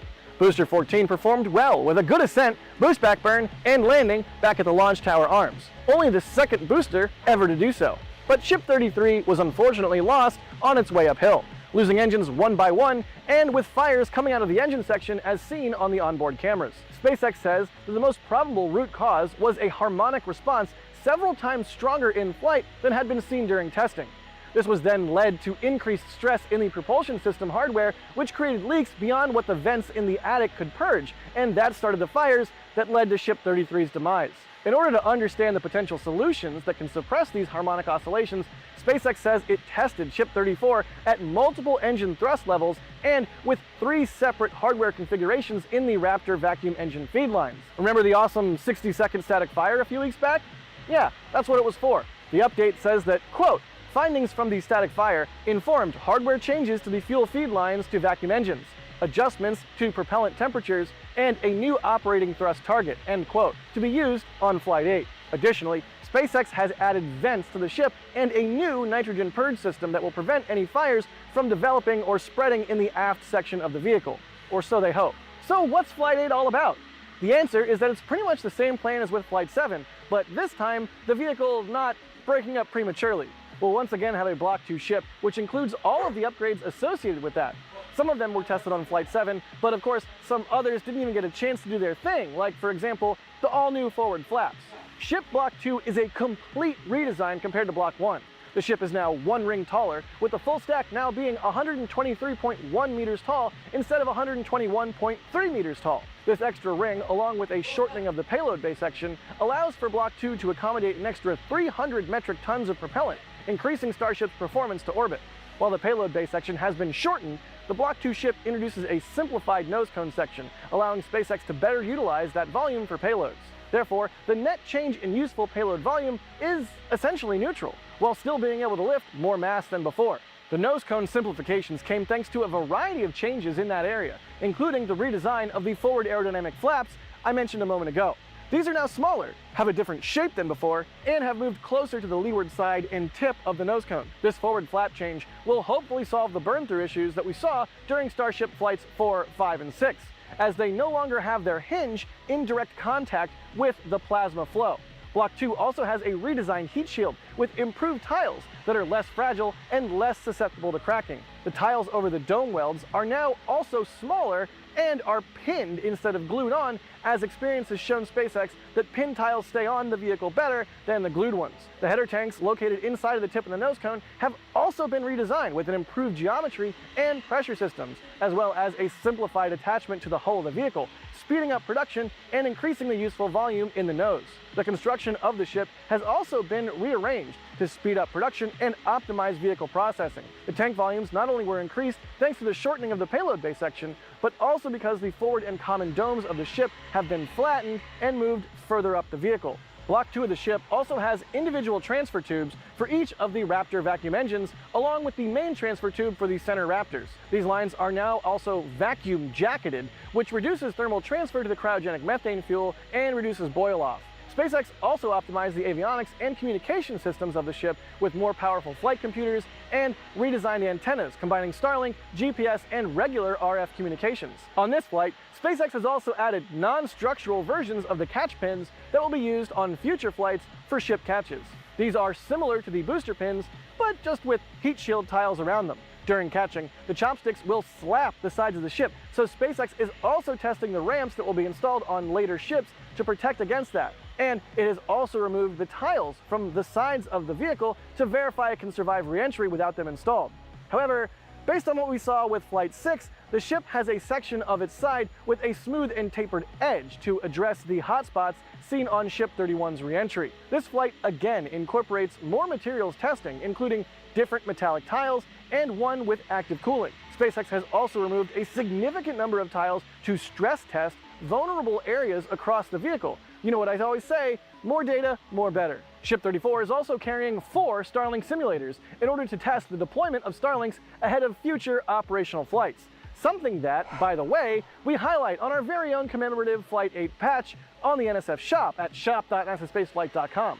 These Starlinks would follow the ship in its suborbital trajectory and therefore re-enter and burn up in the Indian Ocean. The flight also features an in-space relight of one of the Raptor engines of the ship, just like on Flight 6, proving once again that Starship can perform propulsive maneuvers in space, such as deorbiting or moving to another orbit. As for Booster 15, it is in general terms pretty much like Booster 14, at least outwardly. According to SpaceX, the vehicle features upgraded avionics, including a more powerful flight computer, improved power and network distribution, and integrated smart batteries. Being able to prove that these vehicles can perform as expected is crucial for SpaceX to move on to the next step of the Starship program: orbital flight, ship catching, and payload deployment. Let's check in with Ryan Caton, who's got his eyes on the weather too. Ryan? Well, we've got a very, very clear sky looking here. As Adam was saying, we can see here, this is, well, I'd say this is pretty much perfect. We've got some little wispy clouds coming in through here. I'm going to say that's not really anything to worry about. Fingers crossed for me as well. Up into the north of Texas, we've got all of these look absolutely horrible in the north of Texas, but we're not in the north of Texas, so we don't care. We're inside Texas. So little wispy clouds coming up from Mexico, but for the rest of the Gulf, I'll go over to this side. The rest of the Gulf, I mean, this is just, maybe we'll have some really nice tracking views, fingers crossed, as the ship makes its way all the way down towards the Caribbean. I mean, if you're in the Florida Keys hoping to get a little bit of a jellyfish effect, maybe with the sunset, maybe with no clouds in this area, well, apart from these ones, little cloud in this area, this could be very, very pretty, assuming Ship 34 gets a little bit further than Ship 33 did a couple of months ago. And of course, to get to that point, right, we need to have a fully fueled rocket. And so right now, we're hearing all of those sounds from the tank farm. Right now, conditioning those lines. We come back from that video from Jack, wonderful explanation of what Flight Aid is all about. And we have a very active tank farm. You can see it there to my left and to my top, like all of these views that we have of the tank farm conditioning going on, as well as all of those lines that go out to the launch mount and the launch tower. You can see that oil end vent, that tower vent. That tower vent will stop in a few minutes. That's totally normal. That's part of the process. It starts first and it goes for a number of minutes and then it stops. And then it comes back another time. And that second time, it starts very subtle, and then it also grows in intensity. And then at the around T-minus 46 minute point, that's when it'll stop completely. That'll be our start of propellant load. Propellants are not going into the vehicles right now. They are conditioning those lines that go to those vehicles. That OLM vent will continue to increase their activity. It started very subtle, very weak in power, but you can see it's already a lot more active than before. And so one of the things that we should probably check out is like, how are people doing on the roof of the Margaritaville Resort, right? It's like, I believe we have a DAS out there at the roof. I don't know if we can maybe, yeah. DAS, do we have you up on the roof? Comms check. We have a 5x5? No, it's a 0x0. Okay. Gene, take it away. Once we get that up there, one of the questions that came in is, can you show the rocket from your point of view? Well, what you're seeing on the camera are the points of view of some of our remote cameras and also some of our live cameras with the OLM vent and the tower vent going there. But again, there's a great shot. We have cameras on our trailer, which are right over there in what we call Danger Lot.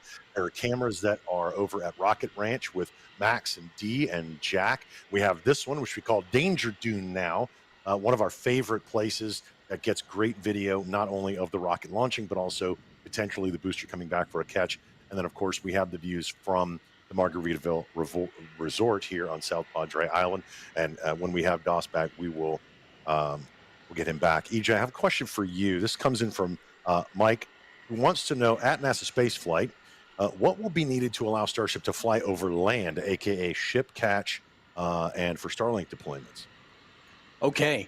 Well, in order to get Starship, SpaceX wants to get this thing running like an airplane. So in order to get Starship to do something like that, we're talking about a more mature design. There was a time where airplanes did not fly on land. That was mostly because we didn't have runways built, and they made them into flying boats, right? So, it's better to keep them on the water, fly it over water and land it in the water. There's no people out there. You don't need to worry about anything going down, right? Well, rockets right now are kind of at that same point, right?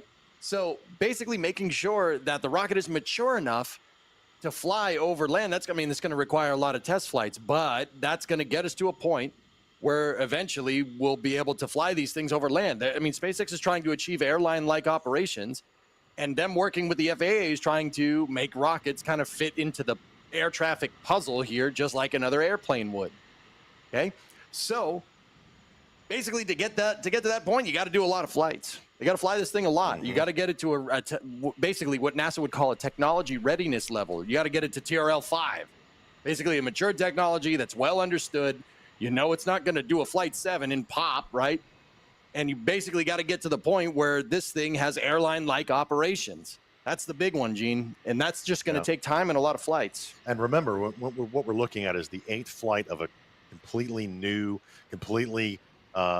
Block 2 has flown some. Block 2 of the ship has flown some. Let's put it that way. The other one spectacularly came apart, and the flight termination system was autonomously activated over the Turks and Caicos on Flight 7. But I go back to the Falcon 9 days. I go back to where, they took 20 flights just to land the booster. Now it's just something that we expect. When they have an anomaly, we're like, oh my gosh. And they've flown what, Alex? I'm just going to throw him in here. What is it, 400 something times? Alex knows right off the bat. Yeah. Yeah, Is it I something don't know like it that? off the top of my head, but It's you know, 100 Falcon 9 it's- flights, right? it's been a lot. Yeah. It's been a lot. Now, of course, this is Flight 8. Imagine when we get to Flight 400 of Starship. Oh, that's a great thought to think about. You know, when we get to that point, Starships will be as routine as an airplane taking off. And you know what? I'm going to welcome that. We're going to keep doing what we're doing here until that gets boring, right? Yeah. When we get to the T0 and when this Starship gets down to T0, excitement is guaranteed. But this is what it's going to look like when it takes off from Starbase.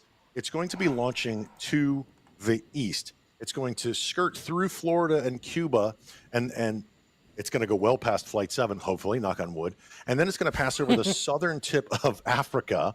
And then Ship 34 will begin its re-entry. Hopefully, if it gets that far, remember, this is a test flight.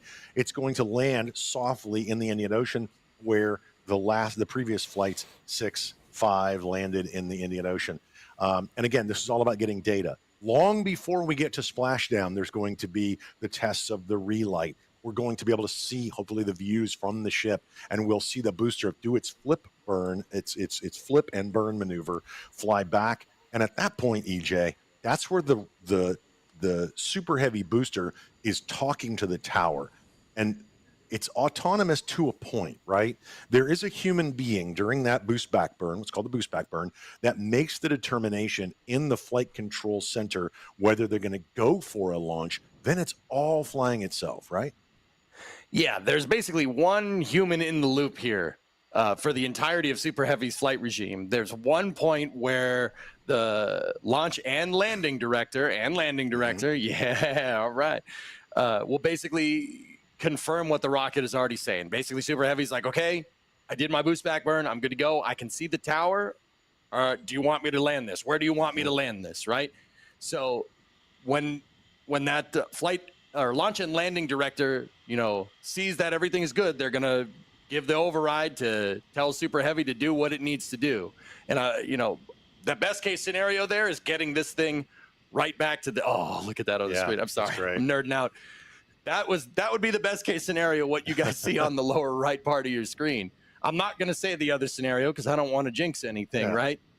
But if everything goes right and that manual override is given, Super Heavy comes Guys? down. Go ahead, Alex. I have amazing news. All right, Alex. What is that? Feed me. SpaceX has confirmed they are go for propellant load. Yes. You know what that means, chat? All right. Let's get crazy. Let's go. This means that we are go for propellant load. Alex is, this is the point where we get excited because, look, we are headed toward T0. I'm excited. If you're excited, let me see it in chat. Let's go. I'm telling you right now, we've got to get pumped up because, it's interesting you say we're a little superstitious in the rocket community. Absolutely. But the one thing we love to hear is go for prop load. Everybody, are you all go? Come on. Type go in chat. I Like wanna you have see it to in put chat. Let's go. G-O go. Will you go Come for on. prop load? All right. Let's go. That's a lot of goes. It's a lot of That's goes. That's a lot of goes. This is my favorite part. If we only got a true no go, I'm not saying it. What you're but going yeah, to see now is we're going to see some frost lines. Alex and Adrian are going to call out those frost lines when they see them up the ship and up the booster because this is a huge milestone on the way to Flight 8. Now, remember, we got there the other day. We still don't have a T0 time, but when we do, we're going to put it up on the screen in the upper left-hand corner. All right. Alex, you want to hype them up? Adrian, you want to hype them up? Yeah, like just go. Let's go. We want this Tell us to where launch in you're from. 1 hour, 3 minutes, 42 seconds. Are you guys ready? Are you ready? I'm ready. I'm ready. Come Show on. us in chat that you're ready. Let's get hyped up, guys.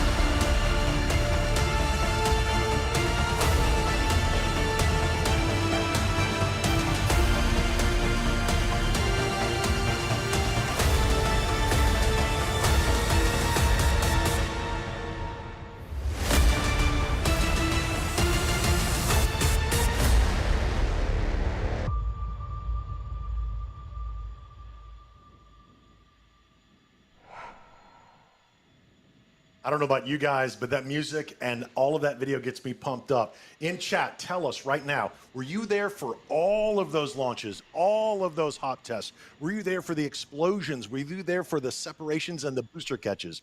Were you there? We were here, weren't we, EJ? Yeah, watching that video, Ugh. Gene, just makes me want to yell, shake and bake. Shake and bake. Shake and bake. We're dancing. We're we're just watching it fired right on up. camera.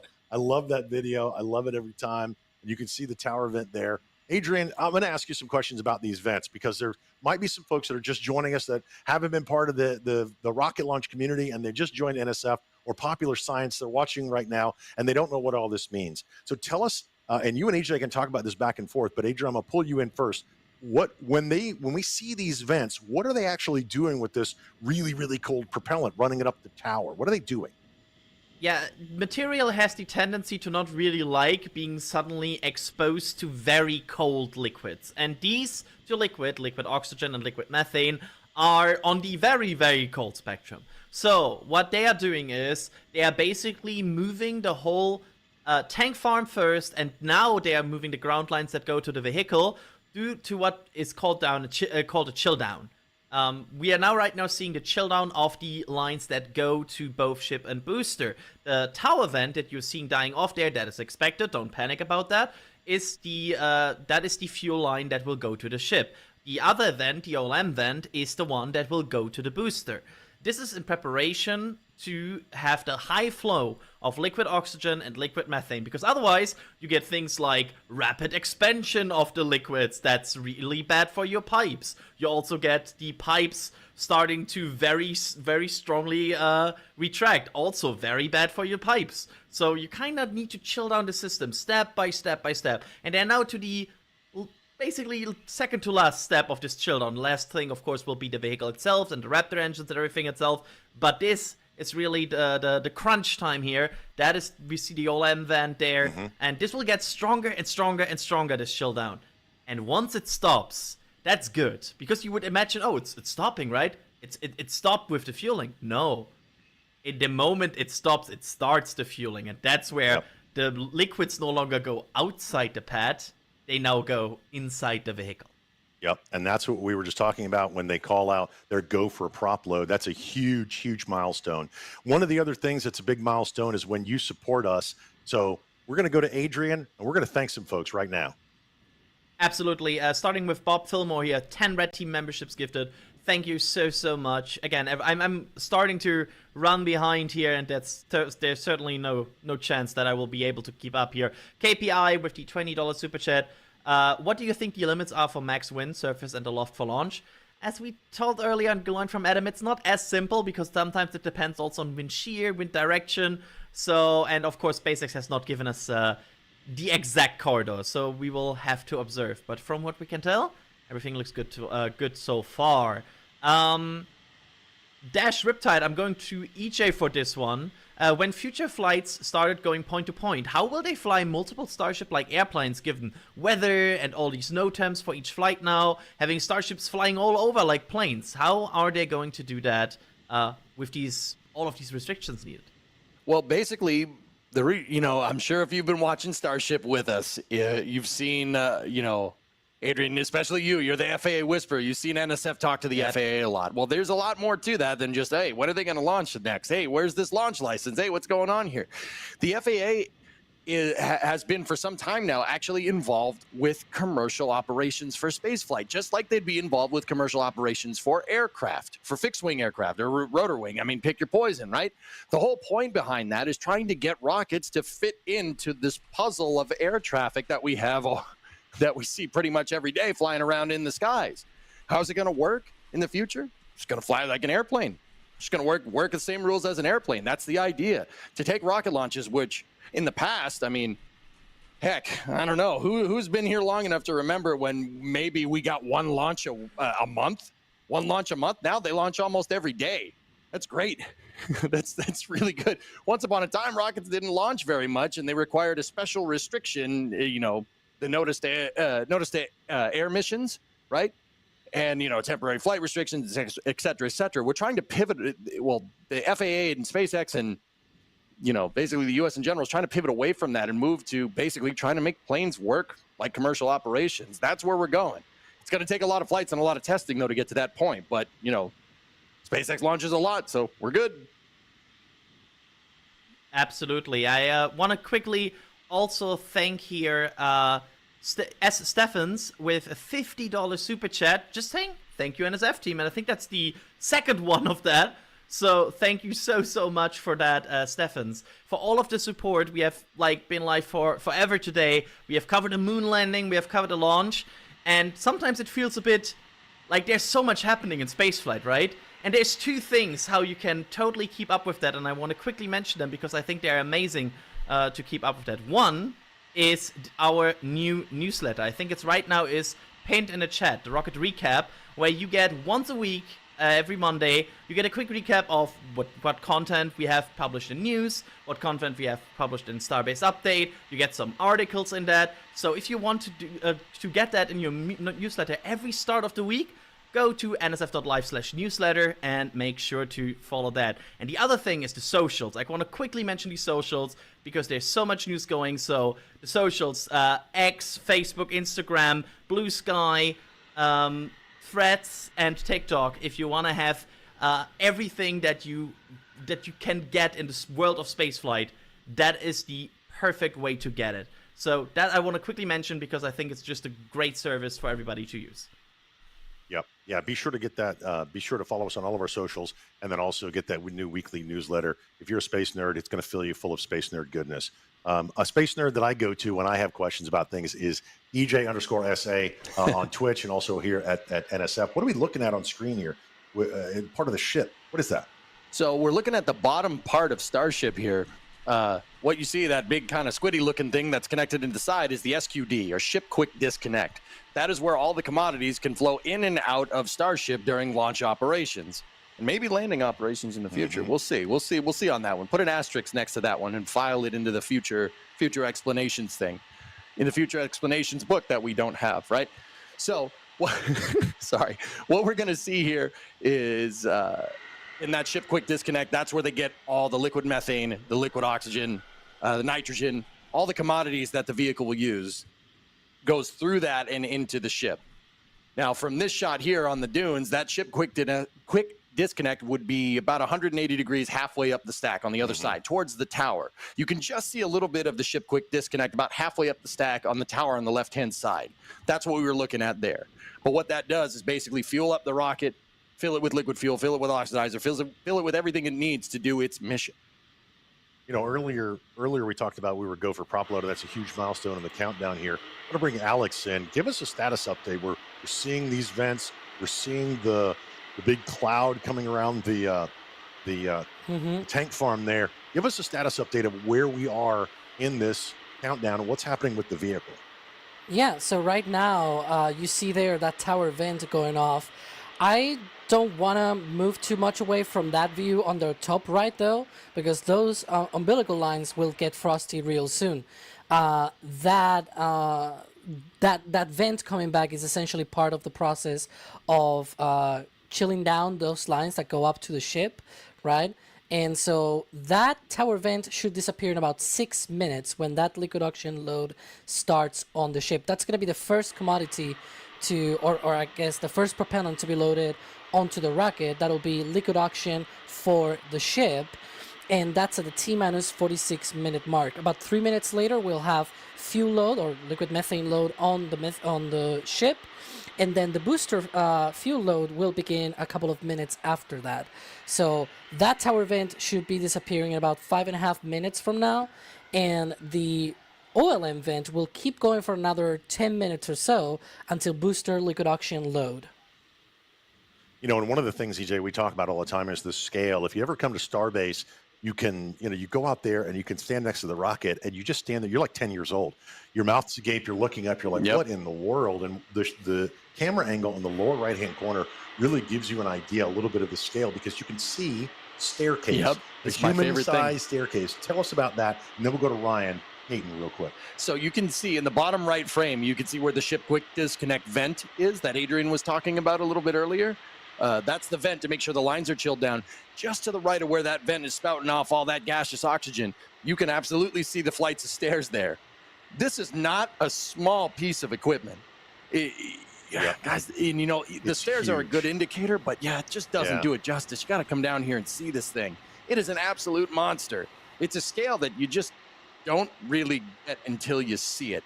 It's absolutely crazy. You know who else is an absolute monster? It's Ryan Caton, who's standing in front of the magical green screen, and everybody knows Ryan and loves his maps. Ryan, what do you got for us this time? It is looking good so far. We have clear skies that way, wrong way, that way. We have clear skies. This setup is reversed to the way I do it at home, so I apologise if I keep getting things the wrong way back. Anyway, that way, clear skies. Okay, we've got nothing over the Gulf. You may notice a little plane come in here, a little prop plane. That's nothing to worry about, I don't think. I believe that's to do with the range security nonsense. We saw the helicopters earlier, similar sort of deal. Making sure that there is nobody where nobody shouldn't be, if that makes sense. Everybody else is staying to that side of the pad, which is just down about there. So this is looking okay for now. And there's one more thing I just wanted to cover. This is on the marine side of things. Now, just ignore me as I very quickly move over and change to the hazard zone. This is the NOTMAR comparison. That is notice to mariners. You may remember on the last flight, Ship 33 didn't exactly make it all the way to the Indian Ocean. Its flight ended slightly prematurely, and it kind of rained debris down all over the Caribbean.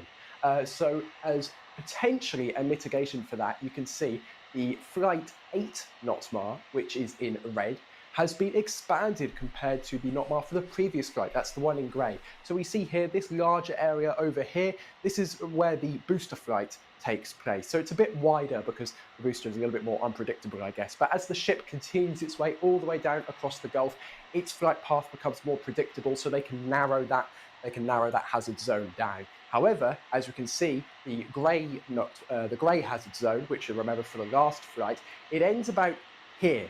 The red one, which is for this flight, continues further down over, guess what? The Turks and Caicos Islands, which is where we saw those reports of debris washing up on shore. And there was also a report that debris apparently struck someone's car. Now, whether that was actually legitimate or not, I don't think that's actually been confirmed yet. But either way, the hazard zones have been extended, probably as a result of what happened with Ship 33. Thank you, Ryan.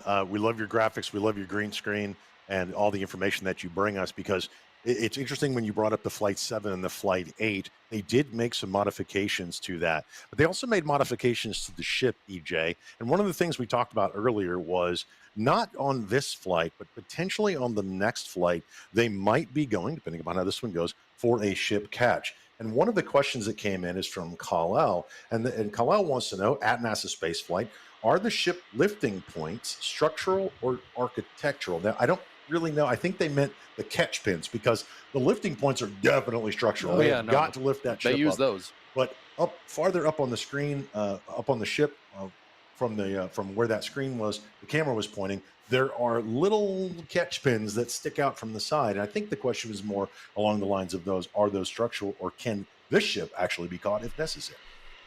I think that those ones on Ship 34 are actually there just to test like the outer thermal protection system on the pins. I do not think they're going to work. There's no reason for SpaceX to put pins on there if they're not going to try and catch it. Now, that does kind of open up in the future, like maybe on Flight 9, we did see some provisions in the paperwork for Flight 9 that they could do a ship catch. But once again, Gene, as you were saying, it is entirely dependent on how this flight goes. So I think for now, they just have kind of a placeholder. It's a placeholder with kind of the outer skin to kind of see how it fares during re-entry. Mm-hmm. So I wouldn't go and try and catch this ship. That probably wouldn't end well, but SpaceX didn't intend to in the first place. So yeah, hence the aesthetic just outside. Well, let's talk a little bit about the future of Starbase. We do know that they, obviously on your screen, you can see the second tower there. It has shorter, non-stubby, we're not going to call them that, shorter chopsticks, which because they can dial in where the booster is coming back and where the ship is and land it so precisely. Also, as Alex mentioned earlier, in an answer to one of the questions, that's less mass they have to move. On top of the chopsticks, you saw the catch rails just a second ago. But imagine the future.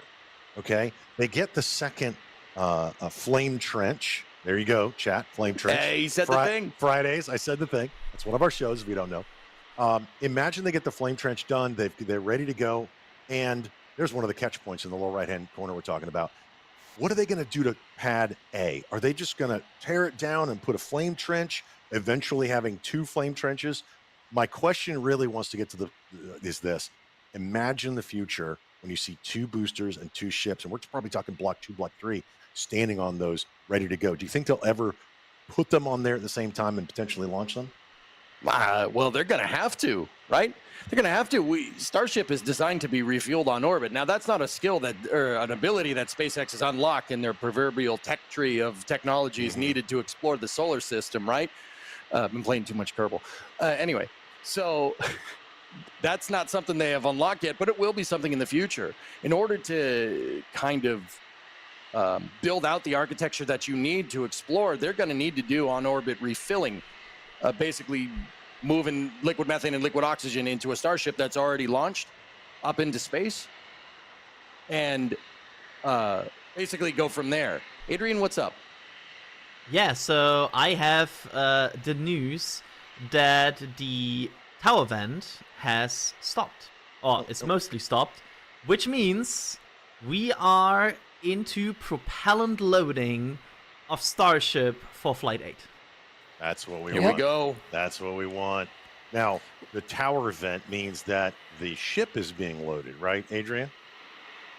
Exactly. The booster will join, I think in 2 minutes, right, Alex? It's like 2 minutes later. Yeah, that's weird. Alex, let me just butt in here. Alex, why do they start loading the ship first if it's standing on an empty booster? Well, the booster is empty, but it is not unpressurized, right? That's what actually gives it the structural stability, that pressure. Even when it's full, if it were not pressurized, it doesn't matter how full it is, it will just crumple, right? Under the weight of the ship above. So you need to pressurize it. That's what keeps it at a right pressure. And I want you to look at the ship. You can see with this low light condition, because the tower is sort of, casting a shadow. Oh, no, come back. I wanted to point out the shadows on the tanks as they load. There you go. You can see the bottom of each tank. It's a little bit more dark than the rest of the tank. That's because they're getting cold. And so you have some of that condensation and getting, that frost should be coming up really, really soon as those tanks get very, very cold. And sorry, Kevin, for doing that to you. Yeah, we're going to start to see frost lines, but the view of that OLM vent is just rocking. And what we're expecting, and Alex, correct me if I'm wrong, we're expecting that in the next couple of minutes, maybe 90 seconds, to stop. You can actually see the pipes going in, those propellant lines, EJ, going in there. Adrian, come on in. Yeah, and we have also confirmation from SpaceX, propellant load of Starships, upper stage, and super heavy booster underway. So, official confirmation as well. Check the boxes. Yeah, because you got to remember that while we're still seeing the OLM vent, that's related to the liquid oxygen load on the booster. It has not started, but they have started the fuel load. In fact, in some of the wide shots, you might see those methane subcoolers. There you can see or there some of the venting that's going on. That's part of the methane subcooling system, and all of them are venting quite vividly, and that is because that nitrogen that is being used to subcool the propellants is boiling off, and they need to vent that, and that is precisely why we see that activity.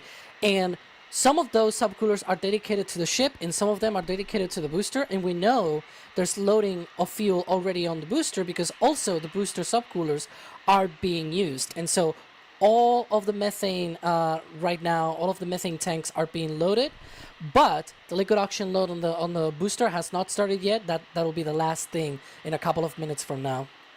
That's excellent news. Checking those boxes off toward a T0.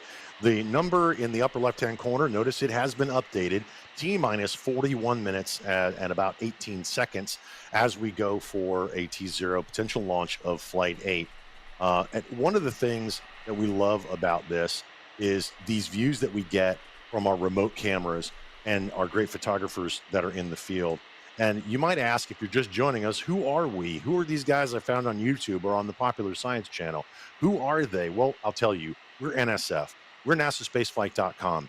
We're a bunch of rocket enthusiasts that have the privilege of bringing you these rocket launches from around the world, not just SpaceX, but all of the launch providers, any rocket we can. This morning we were covering the moon landings.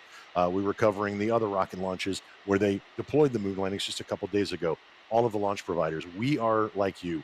We're rocket nerds, and we love science, technology, engineering, and the math that goes into this. And how do we do this? We do this because of you guys. You guys hitting thumbs up, you guys sharing this, you guys subscribing to our YouTube channel, and also going out to shop.nasaspaceflight.com and checking out some of the merch that we have that commemorate some of these flights. Go ahead, Adrian.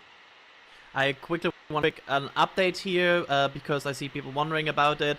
There's venting now from the bottom of the ship, which is the ship engine chill lines. They are not yet in the engine chill of the Raptor engines, but they are preparing these engine chill lines to prepare that engine chill a bit later, where they will also prepare these Raptor engines for the flow of cold propellant.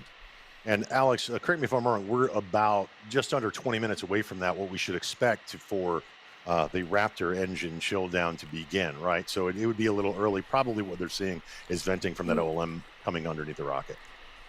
Well, it's referring to the venting under the flaps of the ship, the aft flaps. That is completely normal.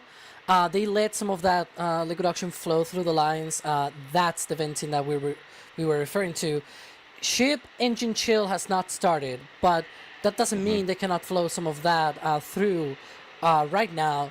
And then the actual chill down process doesn't start until T-minus 19 minutes and 40 seconds. So we're still about 20 minutes away from that process from starting, but they already have some of that venting going on. Again, that's completely normal. We've seen that in the past, and now it's a little bit more subtle actually, because in the past those lines would extend down to the booster, but with Block 2 they improved that.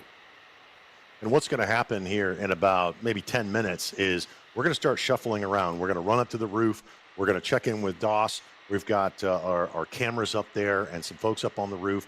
I know, EJ, you and I were here for Flight 7, and it was your first time here. Oh, yeah. For the folks that can't come to Starbase. And guys, we just have OLM vent has disappeared, which means liquid oxygen load is underway on the booster. So all 4 main tanks of Starship are now being loaded. The 2 main tanks on the ship, the 2 main tanks on the booster. You can see there through the tower some of that frost already appearing on the liquid oxygen tank of the ship. Again, checking those boxes on our way to T0 really in 37 minutes, 57 seconds. As I was saying, EJ, up on the roof, give everybody just a couple minutes of what it was like your first time here watching Starship and Super Heavy lift off, and then booster 14 coming back and getting caught. Well, if you guys have watched me before on Twitch, you watch me any of my reactions to rocket launch, I get rather enthusiastic during these launches. This time, I had no words. The awe of seeing this thing go off, and I'm not just trying to do that to blow smoke up Starship, right? There is nothing else like this. I am usually, screaming, having a good time, like, oh man, look at that thing go. Oh my goodness, this is crazy. The building's shaking, sonic booms, yeah. I was just there like, wow, you can tell it's a rocket because the way it is. That's pretty neat. That's pretty neat. I was just dumbstruck by this thing. Yeah. It's crazy seeing this thing fly. The first time I saw it, it was like a 12-year-old again, and you just become a kid because you're like in awe of this amazing rocket. And I remember telling you, take the headphones off, and because we can hear, they block a little bit of sound, and that's not what we want. We want to hear those engines roar when this thing lifts off, and hopefully we will hear the engine roar in about 36 minutes and 40 seconds. By the way, as I was saying, we can do all this because of you guys. And Michael Covilio, thank you so much for that $50 super chat. Says, stellar work, NSF. Thank you for all your dedication and sharing. Michael, this is an absolute privilege for all of us to be here and do this and bring you these. That rocket's getting cold. Alex is giving the burr signal that rocket's getting cold, isn't it, Alex?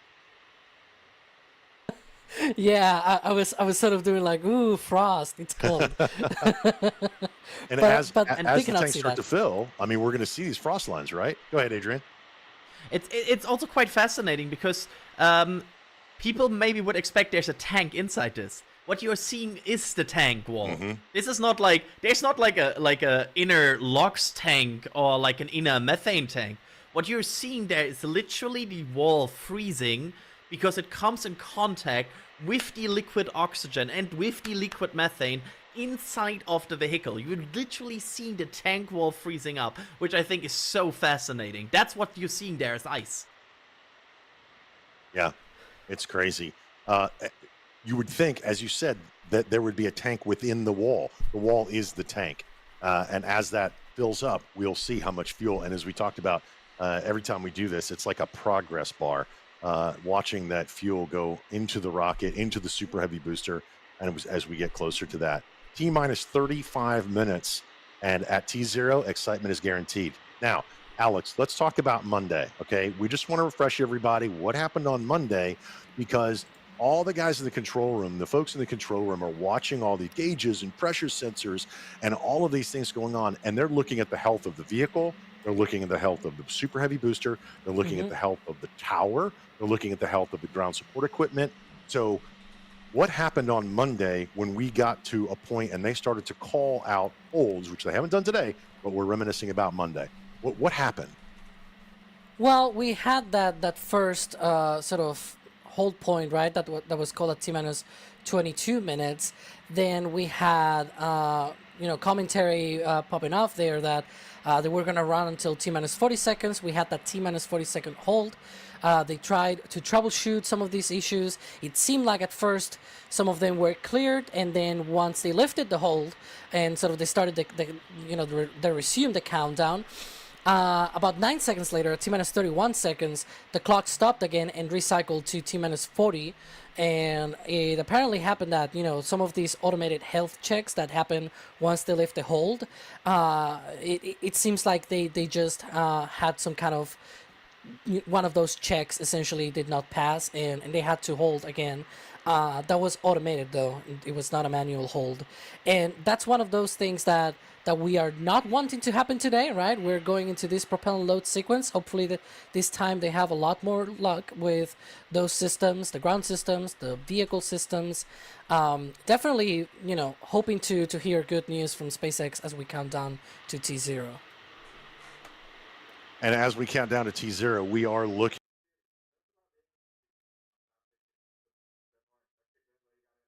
at everything. We've got our folks in the field. Their cameras are set. And you actually, EJ, you got lucky. I haven't been able to go out there and set the remotes. Give us just a couple of minutes. Give us an idea of what it's like to get out there, work with the guys in the field, setting up the cameras, setting up the tripods, and getting that perfect shot. Well, Gene, I'll tell you, it's a lot of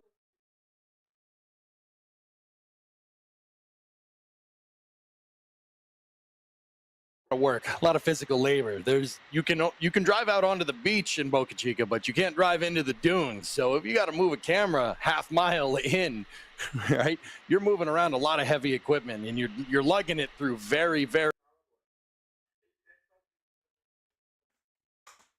very, very fine sand. I mean, I don't know about you guys. I don't like sand. It's coarse, rough, and it gets everywhere, right? It ends up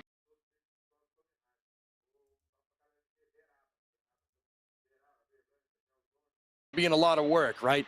You lug this equipment out. It's often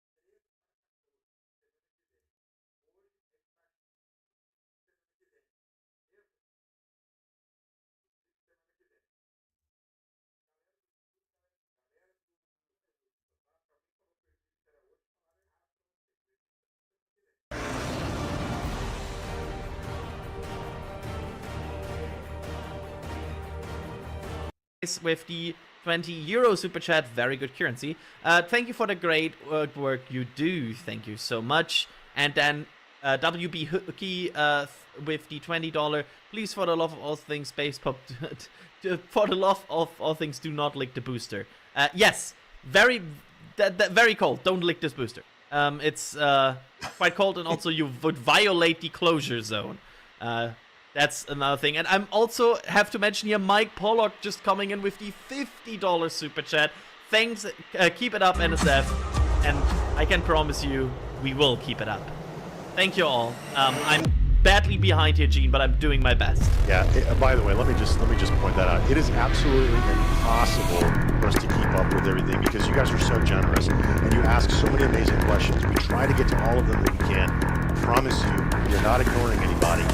There's just the volume of generosity, the volume of questions that just overwhelms us. Here in just a few minutes, I know Ryan Caton is going to run up to the roof, and also EJ, you're heading up there as well to watch this rocket with your own calibrated eyes, right? Oh yeah, the Mark 1 eyeball. It's going to be a lot of fun. Now, I'm going to run up there. I'm the last one to go up the stairs. Not that it takes me the longest, but... You sure about that? I will hold down the fort, and then you guys run upstairs. Let me just say this go ahead. You guys go ahead and run upstairs. If you like what you see, if you like what you hear, if you like all this information, there's a lot of ways for you guys to follow along with us, because that's really what we're doing. We're watching these rocket launches with you. Good afternoon, Star people, and welcome to the 8th flight You can join the forum, test of Starship. What we call it's L2, currently 5:01 some p.m. amazing Central Time writers that here write in articles Starbase, that keep Texas. you up And with all the things in spaceflight. We also have 3 24-hour channels. we're looking forward to tonight. Our Starbase live 24-hour stream. McGregor, if you want to see some rocket testing. Also Space Coast Live. And then we have dedicated broadcast shows. Starbase's new Star updates Factory with Jack building Byer, first, if which you don't we count talked to Monday. earlier tonight. But also we this are week in at space T-minus flight with 28 Alicia minutes, Seal 20 on seconds, Fridays. and Flame counting Trench, down to a which is, liftoff at the which open is of our window at EJ's favorite. 5:30 p.m. We Central just Time did that. today. We just cut up for 3 a couple days ago, hours on we Friday stood down afternoon. from a It's a lot launch of fun. attempt So after triggering a subscribe few to our holds YouTube during channel. the We get a lot count, of which notifications had to us set hold those at reminders. T-minus There are 40 lots of seconds ways for for you to several join the minutes, NSF resume the Rocket count, Nerd and then family. trigger This is another a great automated panel. hold. The final item that ended the day was when we encountered lower than acceptable pressure on the ground spin start system for 2 of the outer engines on the Super Heavy booster. All Raptor engines use high pressure gas to start up, and we use gas stored on the ground side to start up the 20 outer engines on Super Heavy. By the time this automated hold appeared and the team started to work through it, we also triggered a hold on the booster LOX levels and had to call it for the day. We were able to trace the spin system issue to just a misconfig on some of the ground hardware, so that had a really straightforward fix.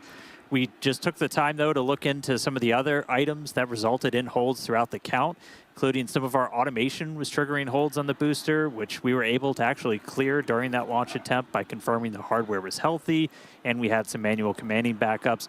We also looked at some pop-up hardware and software issues on the ship, and just to put us in the best possible spot for a launch today, we destacked Starship, did some repairs inside a ship, and then ran some additional checkouts.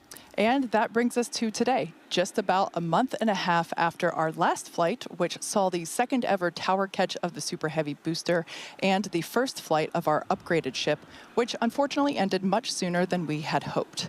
It's important to remember that in development programs like this, progress is not always linear, and there is no comparison to putting flight hardware in a flight environment to learn as fast as possible. We always want to be in the best possible position to achieve our mission objectives, which is why we stood down from launch on our previous attempt and took the time over the last few days to get ready for launch. Now, the objectives for today's flight going to look very similar to Flight 7. As always, primary payload for these flight tests is data. We are planning to deploy some simulated Starlink satellites and fly a range of experiments focused on reentry. We removed a whole bunch of tiles again from the ship for reentry testing, looking to really stress test it. We'll also be intentionally stressing the flaps during reentry so we can test the limits of ship before we get ready to attempt future ship catches. So there is a lot of new testing happening today, and as always, excitement is guaranteed. Now, just a real quick status check. So you could tell we're loading prop onto the vehicle. We're able to get through our prop load, go, no go, just about about 40 minutes ago. And we are loading liquid oxygen, liquid methane on both vehicles, not tracking any vehicle problems, issues on either booster or ship. Weather is green right now. Winds at the pad are actually significantly lower than they are even just for us over here at the Star Factory. Just a couple mile difference makes a big change in those wind speeds. And range is currently projected to be go, but we are always watching any boats that are out there in the ascent and the entry. Now, let's take a couple of minutes to meet today's vehicle. Sitting there on the pad, it's the world's biggest rocket, Starship. Starship consists of 2 stages, the ship, which has 6 Raptor engines, and the Super Heavy booster, which has 33 Raptor engines. Both stages are fully reusable. Super Heavy is the most powerful rocket ever flown and is designed to launch, return, and refuel, and launch again with 0 refurb between flights. And then everything else you see around Starship, we refer to as Stage 0. That includes the towers. We've got our second launch tower stacked on the left side of your screen there, getting ready to come online later this year.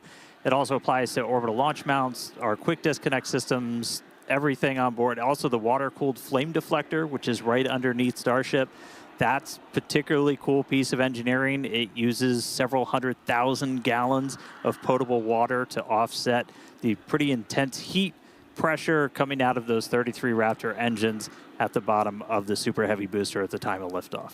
Now, you mentioned engines. Of the 6 Raptor engines on the ship, 3 of those are optimized for sea level performance and the other 3 for vacuum. Raptor Vacuum, or RVAC, well, those have a larger exhaust section and expansion nozzle to maximize efficiency in space, as there's no atmosphere up there. The ship as a whole is designed for vertical takeoff and landing on any hard surface. The ship itself has 4 flaps that are used to control its attitude and enable precision landing during subsonic flight. And then for full reusability, the ship has to survive re-entry not just once, but multiple times. It does that by using that heat shield, which is composed of those thousands of hexagonal ceramic tiles, which can insulate the vehicle during re-entry, temperatures spiking up to about 2,600 degrees Fahrenheit in some spots. And a rapidly reusable heat shield has never been flown on any vehicle in history. So continuously improving the one we have, Starship, is still a key focus of our flight test campaign. And of course, in between our first and second stages is our hot stage. Hot staging is when the second stage engines ignite while still attached to the first stage. There you can actually see a video of our previous hot staging maneuver, or executed on a previous flight. And how the ship's engines light while it's still ignited while the booster's engines are still firing. Basically, the rocket never stops accelerating, which makes it more efficient than traditional stage separation.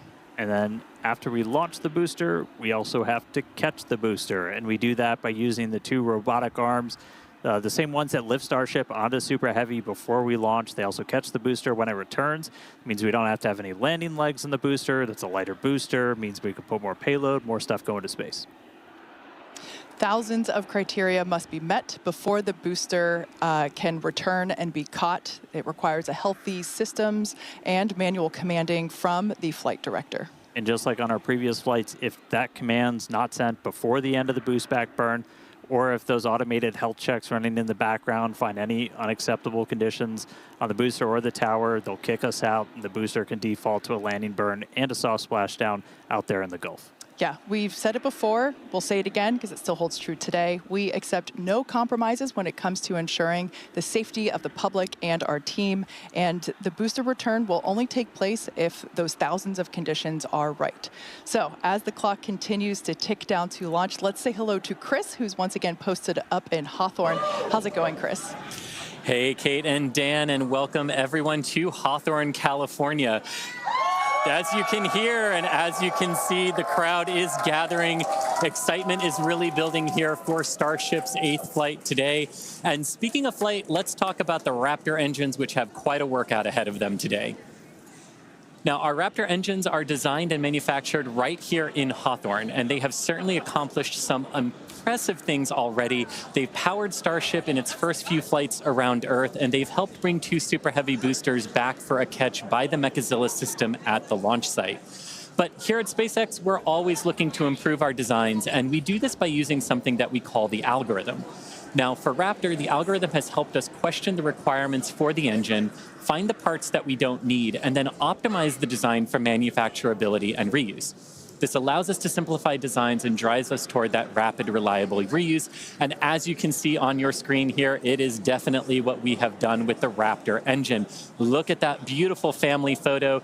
You can really see how Raptor 3 is an unprecedented step forward in design. It eliminates the parts we don't need. It moves a lot of stuff inside the engine.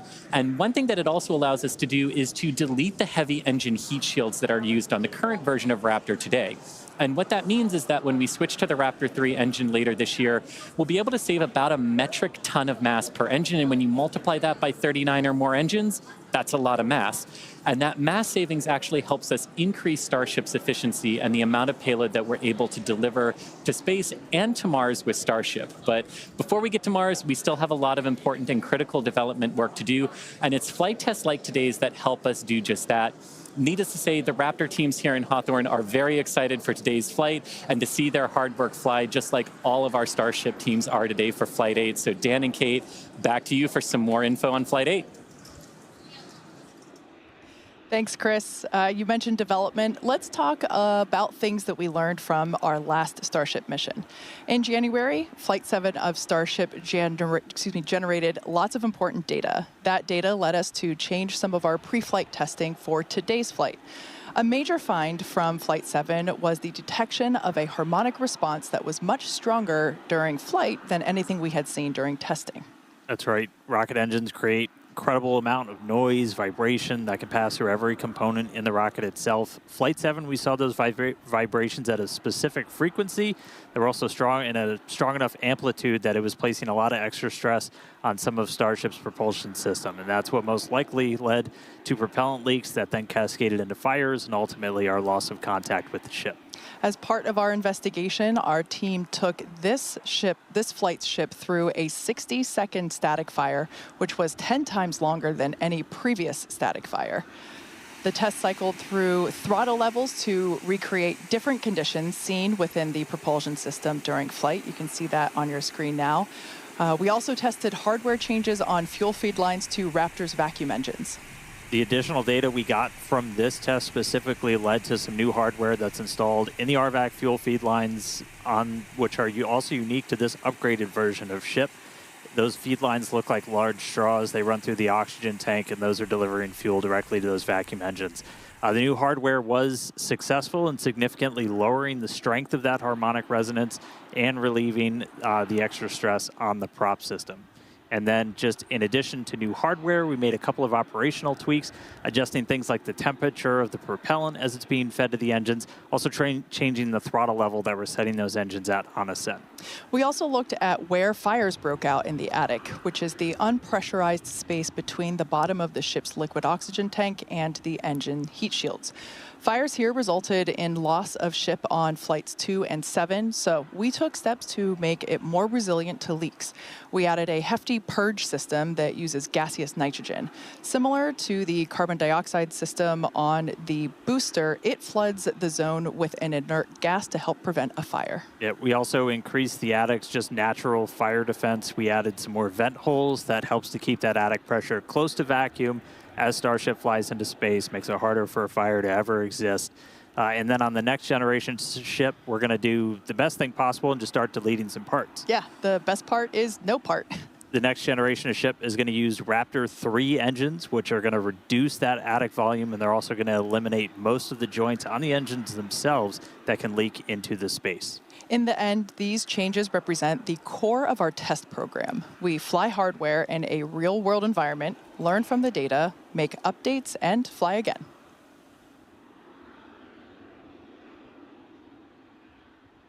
And then today we're going to be attempting to do everything that we didn't get to do on Flight 7. So we're still looking to get our first re-entry with the upgraded ship, while we're going to be really intentionally stressing it again to get data on what the vehicle's boundaries are. So everything we've got ahead of us, as always, starts with liftoff, and that's super heavy, igniting those 33 Raptor engines, lifting off from the pad here at Starbase for that initial ascent. All 33 will burn for the first roughly 2 minutes before we get into hot staging. For hot staging, the second stage will ignite its engines while still attached to the first stage. That will create that stage separation. The booster will perform a flip maneuver and head on back to the launch site here just behind us. Then we will hopefully see the third ever tower catch by the launch tower. Meanwhile, ship completes its ascent burn, gets into its suborbital trajectory. We've got some extra things we're going to do in space, like deploy those Starlink simulators. Also going to be relighting one of the Raptor engines, one of the sea level engines, before we get into re-entry. Yeah, that re-entry phase will test multiple experiments, including missing heat shield tiles, metallic tiles, and loading the vehicle's flaps. The ship will then perform a flip maneuver and hopefully achieve a soft water landing as we have seen before. We've got some buoy cams stationed out there to give us great daylight views of that splashdown in the Indian Ocean. Yeah, it's a lot, but again, we're really focused on finding what are the real world limits of Starship. We're doing it in this very remote area to find those limits before we get ready to return ship to the launch site and eventually catch it. And a lot of the upgrades we made to get to this version of ship are going to enable that. Yeah, man, that's going to be exciting to see ship catch. It's going to be wild. Now, Ship 7 premiered a huge block of upgrades to add more capability to Starship, and we've carried them through to test on Flight 8 today. First, the forward flaps got a redesign. They have shrunk and shifted away from the ship's belly or the heat shield. You can see that on your screen there. This new position will reduce their exposure to heating during re-entry. We've also extended the length of Starship, and we've done this by 2 meters. This additional height gives us about 25% more propellant volume, which will aid in future longer duration missions. We also implemented propulsion upgrades, such as new fuel feed line system for the Raptor vacuum engines, as well as vacuum jacketing of feed lines and an improved propulsion avionics module. And you've heard us talk, a lot of the experiments we're running today are focused on reentry. We're intentionally removing a whole bunch of tiles all over Starship itself in this missing tile test. They're removed in critical areas this time, including over those propellant tanks, around some of the flaps, as we're really looking to use this flight to push Starship's capabilities. If we're not resilient to a missing tile and the backup ablative underneath, we need to know that. We also test a couple of different tiles on Starship, some metallic ones, one of which has some active cooling built into it. Avionics also underwent a complete redesign with 4 upgraded Starlink terminals. You can see the location there popping up on your screen. Those now combine Starlink navigation and radio frequency, as well as communications into a single unit. And non-structural versions of the ship's catch fittings have been installed to test thermal performance, i.e. do they survive re-entry, along with smooth and tapered edge on the tile line to address hot spots we covered and saw in Flight 6. And we've got some radar sensors on the tower catch arms again, as we're just looking at different ways to measure distance between the arms and a vehicle. These ones are actually protected by kind of a modified version of our heat shield tiles. Catching the ship's going to be a little different from catching a booster. One of the key things is it's going to do that flip right before its landing burn that rapidly reorients your antennas, which you're using for navigation. So those extra sensors on the ground side help just add more layers of control as ship and tower talk together for the catch. And in another first, Starship will deploy 4 Starlink simulators. They are similar in size to our next generation Starlink satellites. Starship will have the ability to deploy our advanced V3 Starlink satellites, which will help further Starlink's impact in the coming years as we work to expand access to high-speed internet all around the world. Each Starlink V3 launch is planned to add about 60 terabits per second of capacity to the Starlink network. To give you some perspective, that's about 20 times the capacity we're adding right now with every V2 mini launch on a Falcon 9. Those Starlink simulators that we're going to deploy are on the same suborbital trajectory as Starship itself. They're expected to demise upon entry. Starship's trajectory looks super similar to our last couple of flights. Splashdown is targeted for the Indian Ocean. And then on top of all of that, again, we are planning to relight one Raptor engine while in space. that just helps us get data on the in-space burns and show Starship is capable of deorbiting. Speaking of deorbiting, thanks to Starlink, one of the hallmarks of the Starship missions are the incredible views that we get throughout flight, and especially during reentry, as evidenced by many a phone and desktop background around here. Yeah.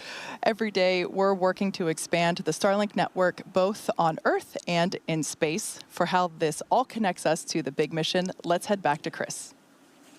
Thanks, Kate. Personally, I love all those epic views of the plasma wrapping around Starship during reentry. Can't wait to see that later today.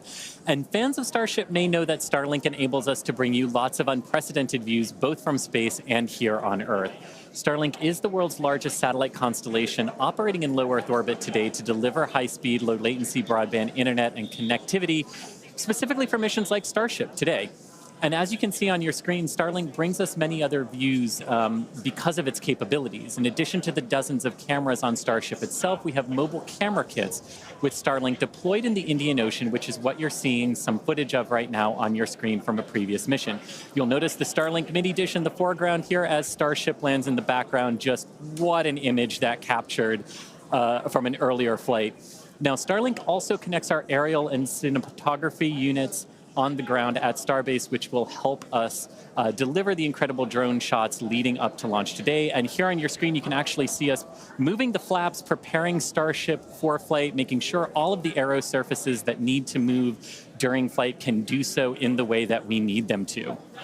Now, on Starship itself, Starlink will enable Starship today to stream more than 120 megabits per second of real-time, high-definition video and telemetry in every phase of flight, including views like you're seeing right now of those flaps moving. This not only helps provide those views, but it also helps give our engineers an incredible amount of data to help us rapidly and iterate across all parts of the system as we move through our development program. And all of the streaming data today will definitely be put to good use with the more than 30 cameras on the vehicle for flight. But providing epic views is sort of a side quest for Starlink. Its main job is obviously to provide internet access for people around the world, many of whom who have never had connectivity before. Now, today, Starlink serves more than 125 countries, territories, and other markets with over 5 million active customers and counting.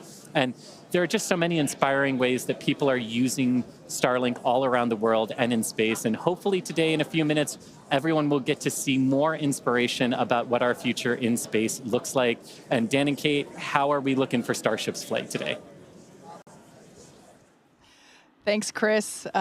We are looking forward to those views as well. In fact, we're getting ready to launch Starship in just over 8 minutes. Now, as for a couple status updates, working no major issues on the vehicle. Range is emerald green, you could say. Everything looks great in terms of the sea and airspace here in the Gulf of America, as well as in the Indian Ocean. Of course, we want to make sure both areas are clear as the ship will be splashing down in the Indian Ocean while the booster is going to be coming back to us at the launch site just a couple miles behind Dan and I. Weather, you could call it a silver lining that we had to delay from Monday because holy moly, visibility is 1,000 times better today, and it's going to make for some really great views. Now, leading up to today, we did stack the vehicle later last night. Flight controllers reported to their consoles earlier today. The site was cleared and the range team was deployed. That's right. And a lot of checkouts have happened just throughout the day, aligning our guidance, navigation, control, getting all the tanks ready for prop load, which has about 4 minutes left to go. You can see us almost topping out on ship, getting ready to top out on booster.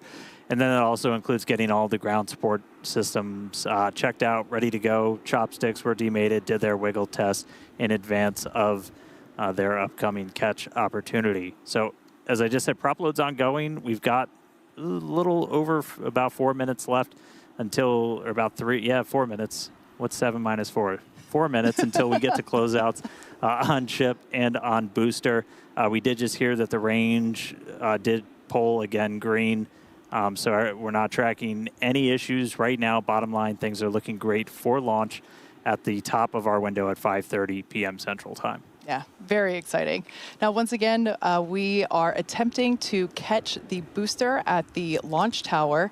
If that happens today, it will be the 3rd ever booster catch. This is an aspect that I really enjoy, and it's how the vehicle announces that it is back. It lets you know. Oh, yeah. This comes in an audible sonic boom in the area around the return location, which occur when the booster slows down from traveling at supersonic speeds. Similar sonic booms were heard during the return and landing of NASA's space shuttle. Yes, sonic booms are unique to vehicles returning from space. They're kind of a hallmark of reusable systems like our Falcon 9 rocket and Falcon Heavy. General impact to those in the surrounding area is that brief thunder-like noise. I've been fortunate enough to be here for all of them so far. They definitely let you know the vehicle's coming. Here's a little bit about what it's like to experience it.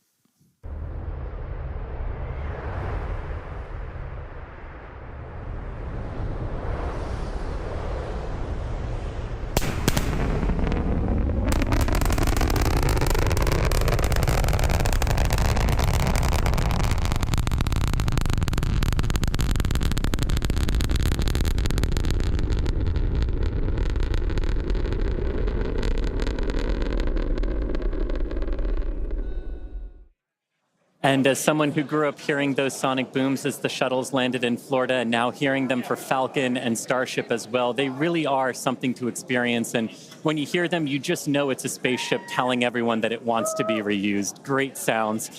So as you can hear, the room is getting excited here in Hawthorne. The crowd eager to see Starship fly, as you can see. And here, now behind me in our flight control room here in Hawthorne, you can see some of our folks on console. They're assisting the flight controllers in Starbase, keeping an eye on all of Starship's various systems, including its avionics and those Raptor engines we talked about a little bit earlier. So Dan and Kate, with 4 minutes, 20 seconds left on the clock, let's hit it back to you at Starbase and hopefully watch Starship lift off today. Thanks so much, Chris. Now, if you're just joining us, we're now just about 4 minutes until the liftoff of the 8th test flight of Starship. As we reported earlier, range and weather are both very green, super green, if you will, and everything is looking good. Propellant loading continues to happen. We're going to be closing out very soon on both stages of Starship. Yeah, we're almost fully fueled on our tanks. We're going to see that closeout coming in just about 30 seconds on ship. So that's both the main and the header tanks. And then about 30 seconds later on booster. Once prop load is complete, we got just shy of 1 million pounds of liquid propellant. That's liquid oxygen, liquid methane onto both vehicles.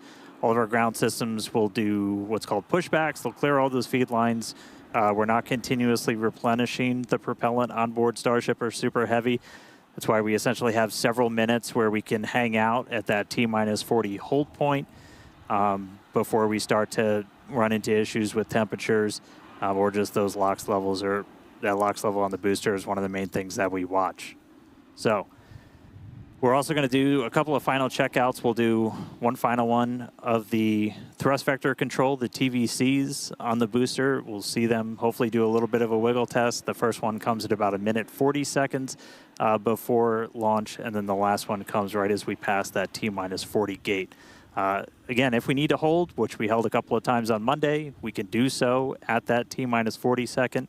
We're not currently tracking any issues that would hold us there, but if we do run into that, we can hang out for a couple minutes. That would be the point in the countdown, as we mentioned on Monday. That T-minus 40 second point is when we can pause to hold for final checkouts or pressurizations if necessary.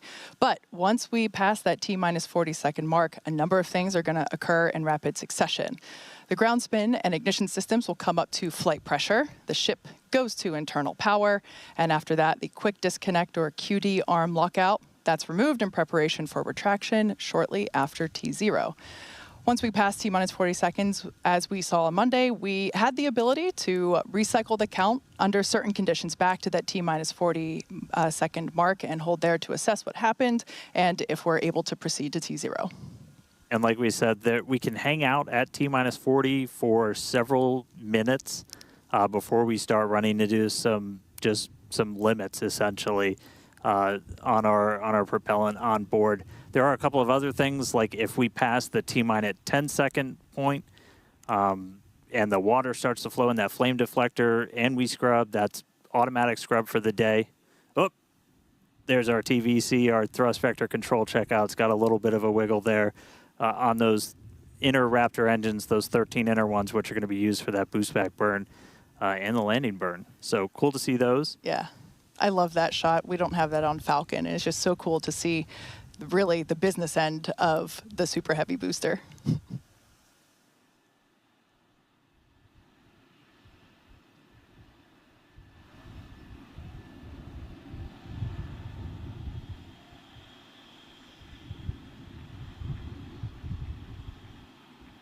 Ten seconds away from that T-minus 40 hold. We'll see.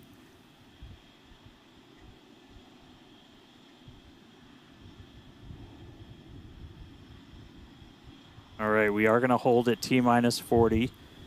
We're watching the temperatures on the ship right now for the ship fuel. Sounds like they're working through that. We might be able to release that hold shortly.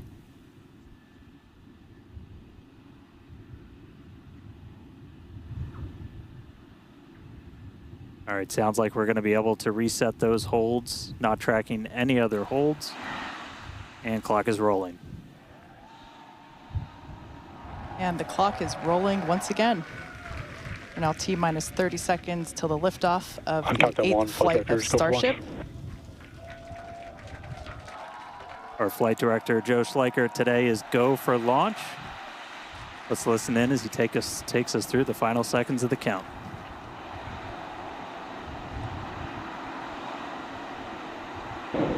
T-minus 8, 7, 6, 5, 4, 3, 2, 1.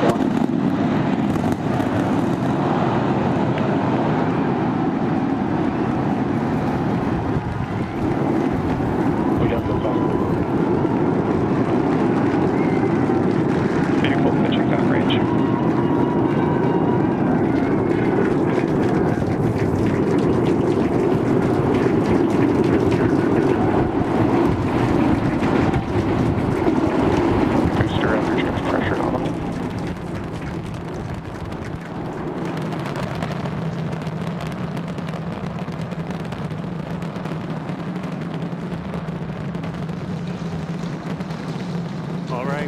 A little over 40 seconds into the flight. We are seeing 33 out of 33 Raptor engines ignited.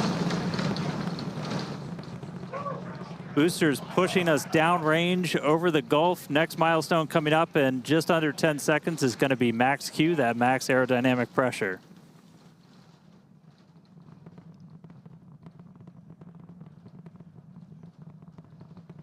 Max Q.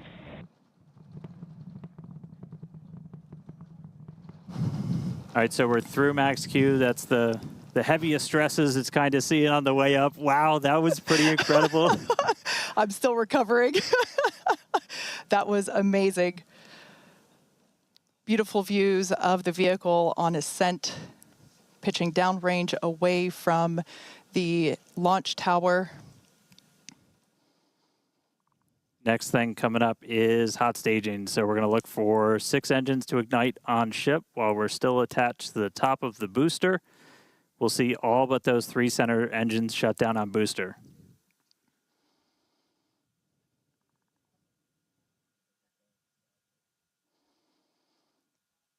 We're hearing the initial call that we are go for booster catch back here at the launch tower.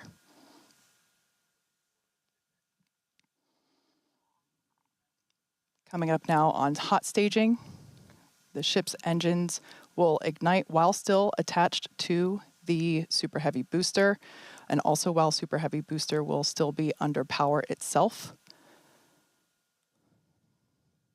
The clamps holding the 2 stages together are going to release, and Starship second stage engines will Booster ignite. engine cut off. Ship engine startup.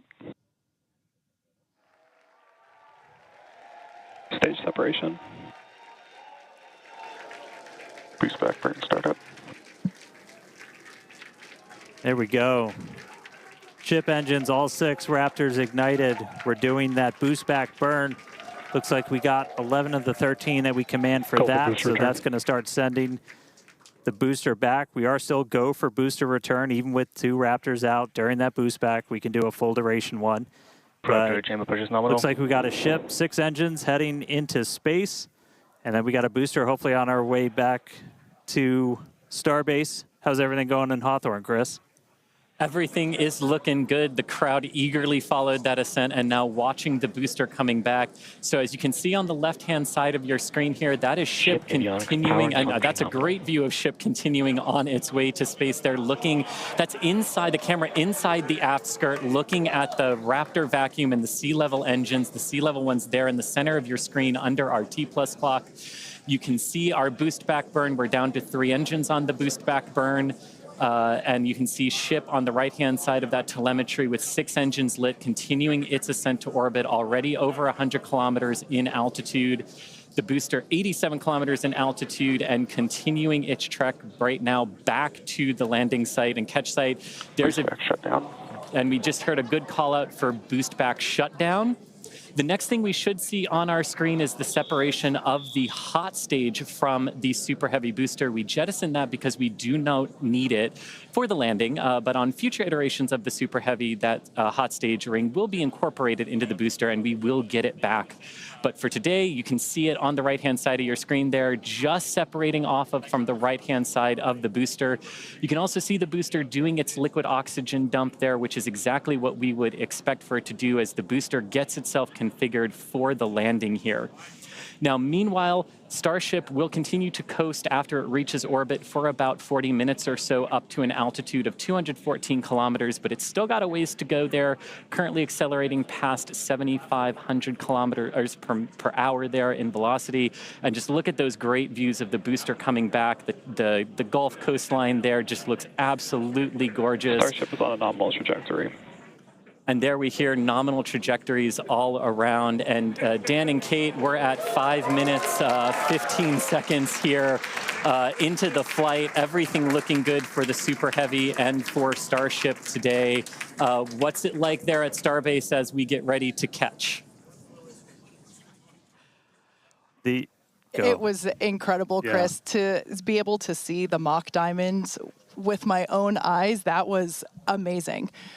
We are standing by for return of booster back to the launch tower.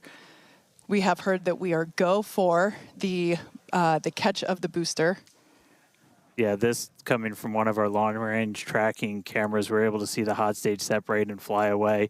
So coming up in just about 30 seconds, we're going to look for the landing burn. We're going to command those 13 inner and middle ring engines to turn on. 13 initially, they bleed off all of that velocity as we're slowing down from supersonic speeds, eventually moding down to only 3 engines for that precision flight into the tower.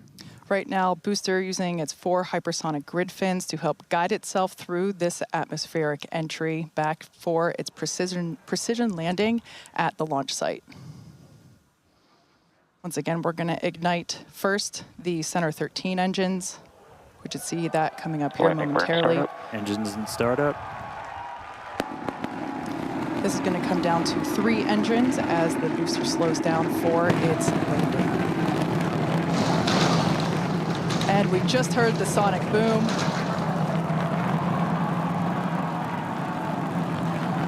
What an incredible sight to see the Super Heavy booster gliding down into the chopstick arms once again.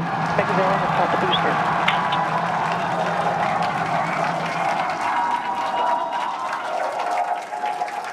Stuck the landing. Wow. That will never get old. All right. We saw 12 out of 13 light for that landing burn. Booster still able to make its way with that final precision burn on the 3 engines in for the tower catch. So booster caught. Meanwhile, keeping an eye on ship. Still got 6 Raptors burning. Those are going to continue for about another minute until we'll get to the Starship engine cutoff. Really cool view.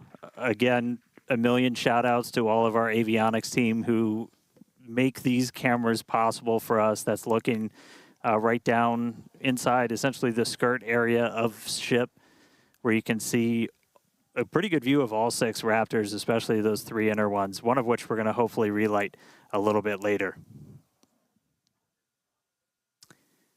And we just saw some engines go out.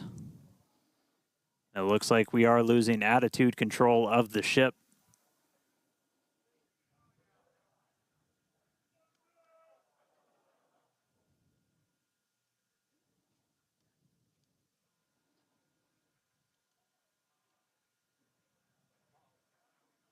Ship FTS is saved.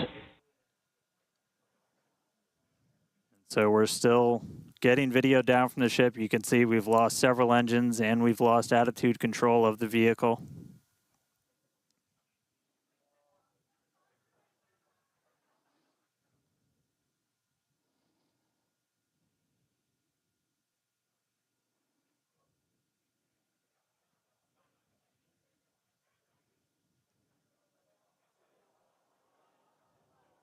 So we'll continue to stick with it.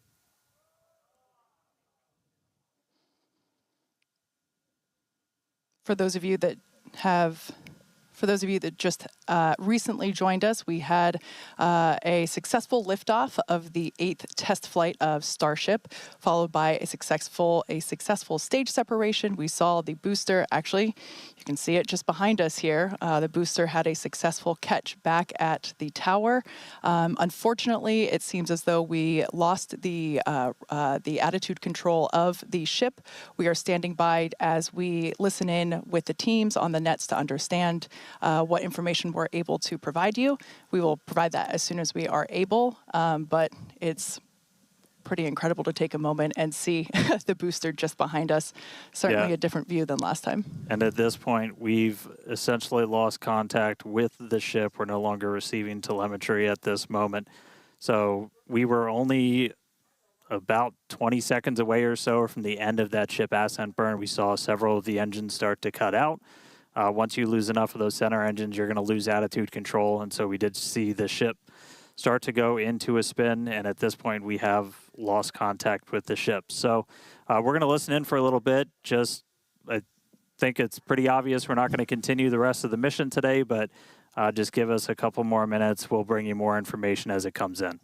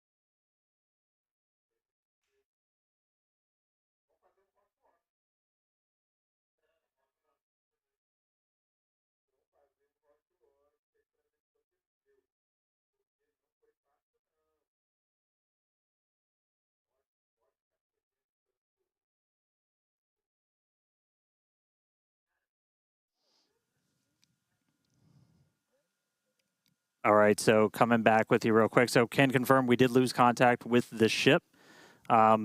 Unfortunately, this happened last time too, so we've got some practice at this now. We've got a lot of measures in place, like debris response areas where we coordinate very closely with air traffic control. We have a lot of measures put before we ever launch a rocket to make sure that we're keeping the public safe. Those worked last time, and they're actively in work right now. So just to recap real quick, everything we saw, we lifted off right at the top of our window, essentially at 5:30 p.m. Central Time. Booster was able to get us all the way up into space, made its way back here. It's sitting on the tower right behind us, our third ever catch.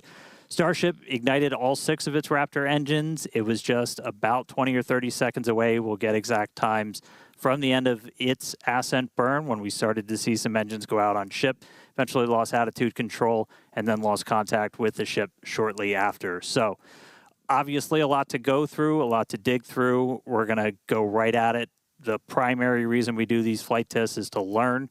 We have some more to learn about this vehicle, but we're going to be right back here in the not too distant future, and we're going to get a ship to space. Yeah, you're absolutely right. We fly to learn, and we're learning a lot. And as is the case with developmental programs such as the Starship program, progress isn't always linear. So at this point, we're going to close out our webcast for the day. But before we do, we'd like to give a shout out to our viewers, of course, as well as our partners, both here in Cameron County and around the world.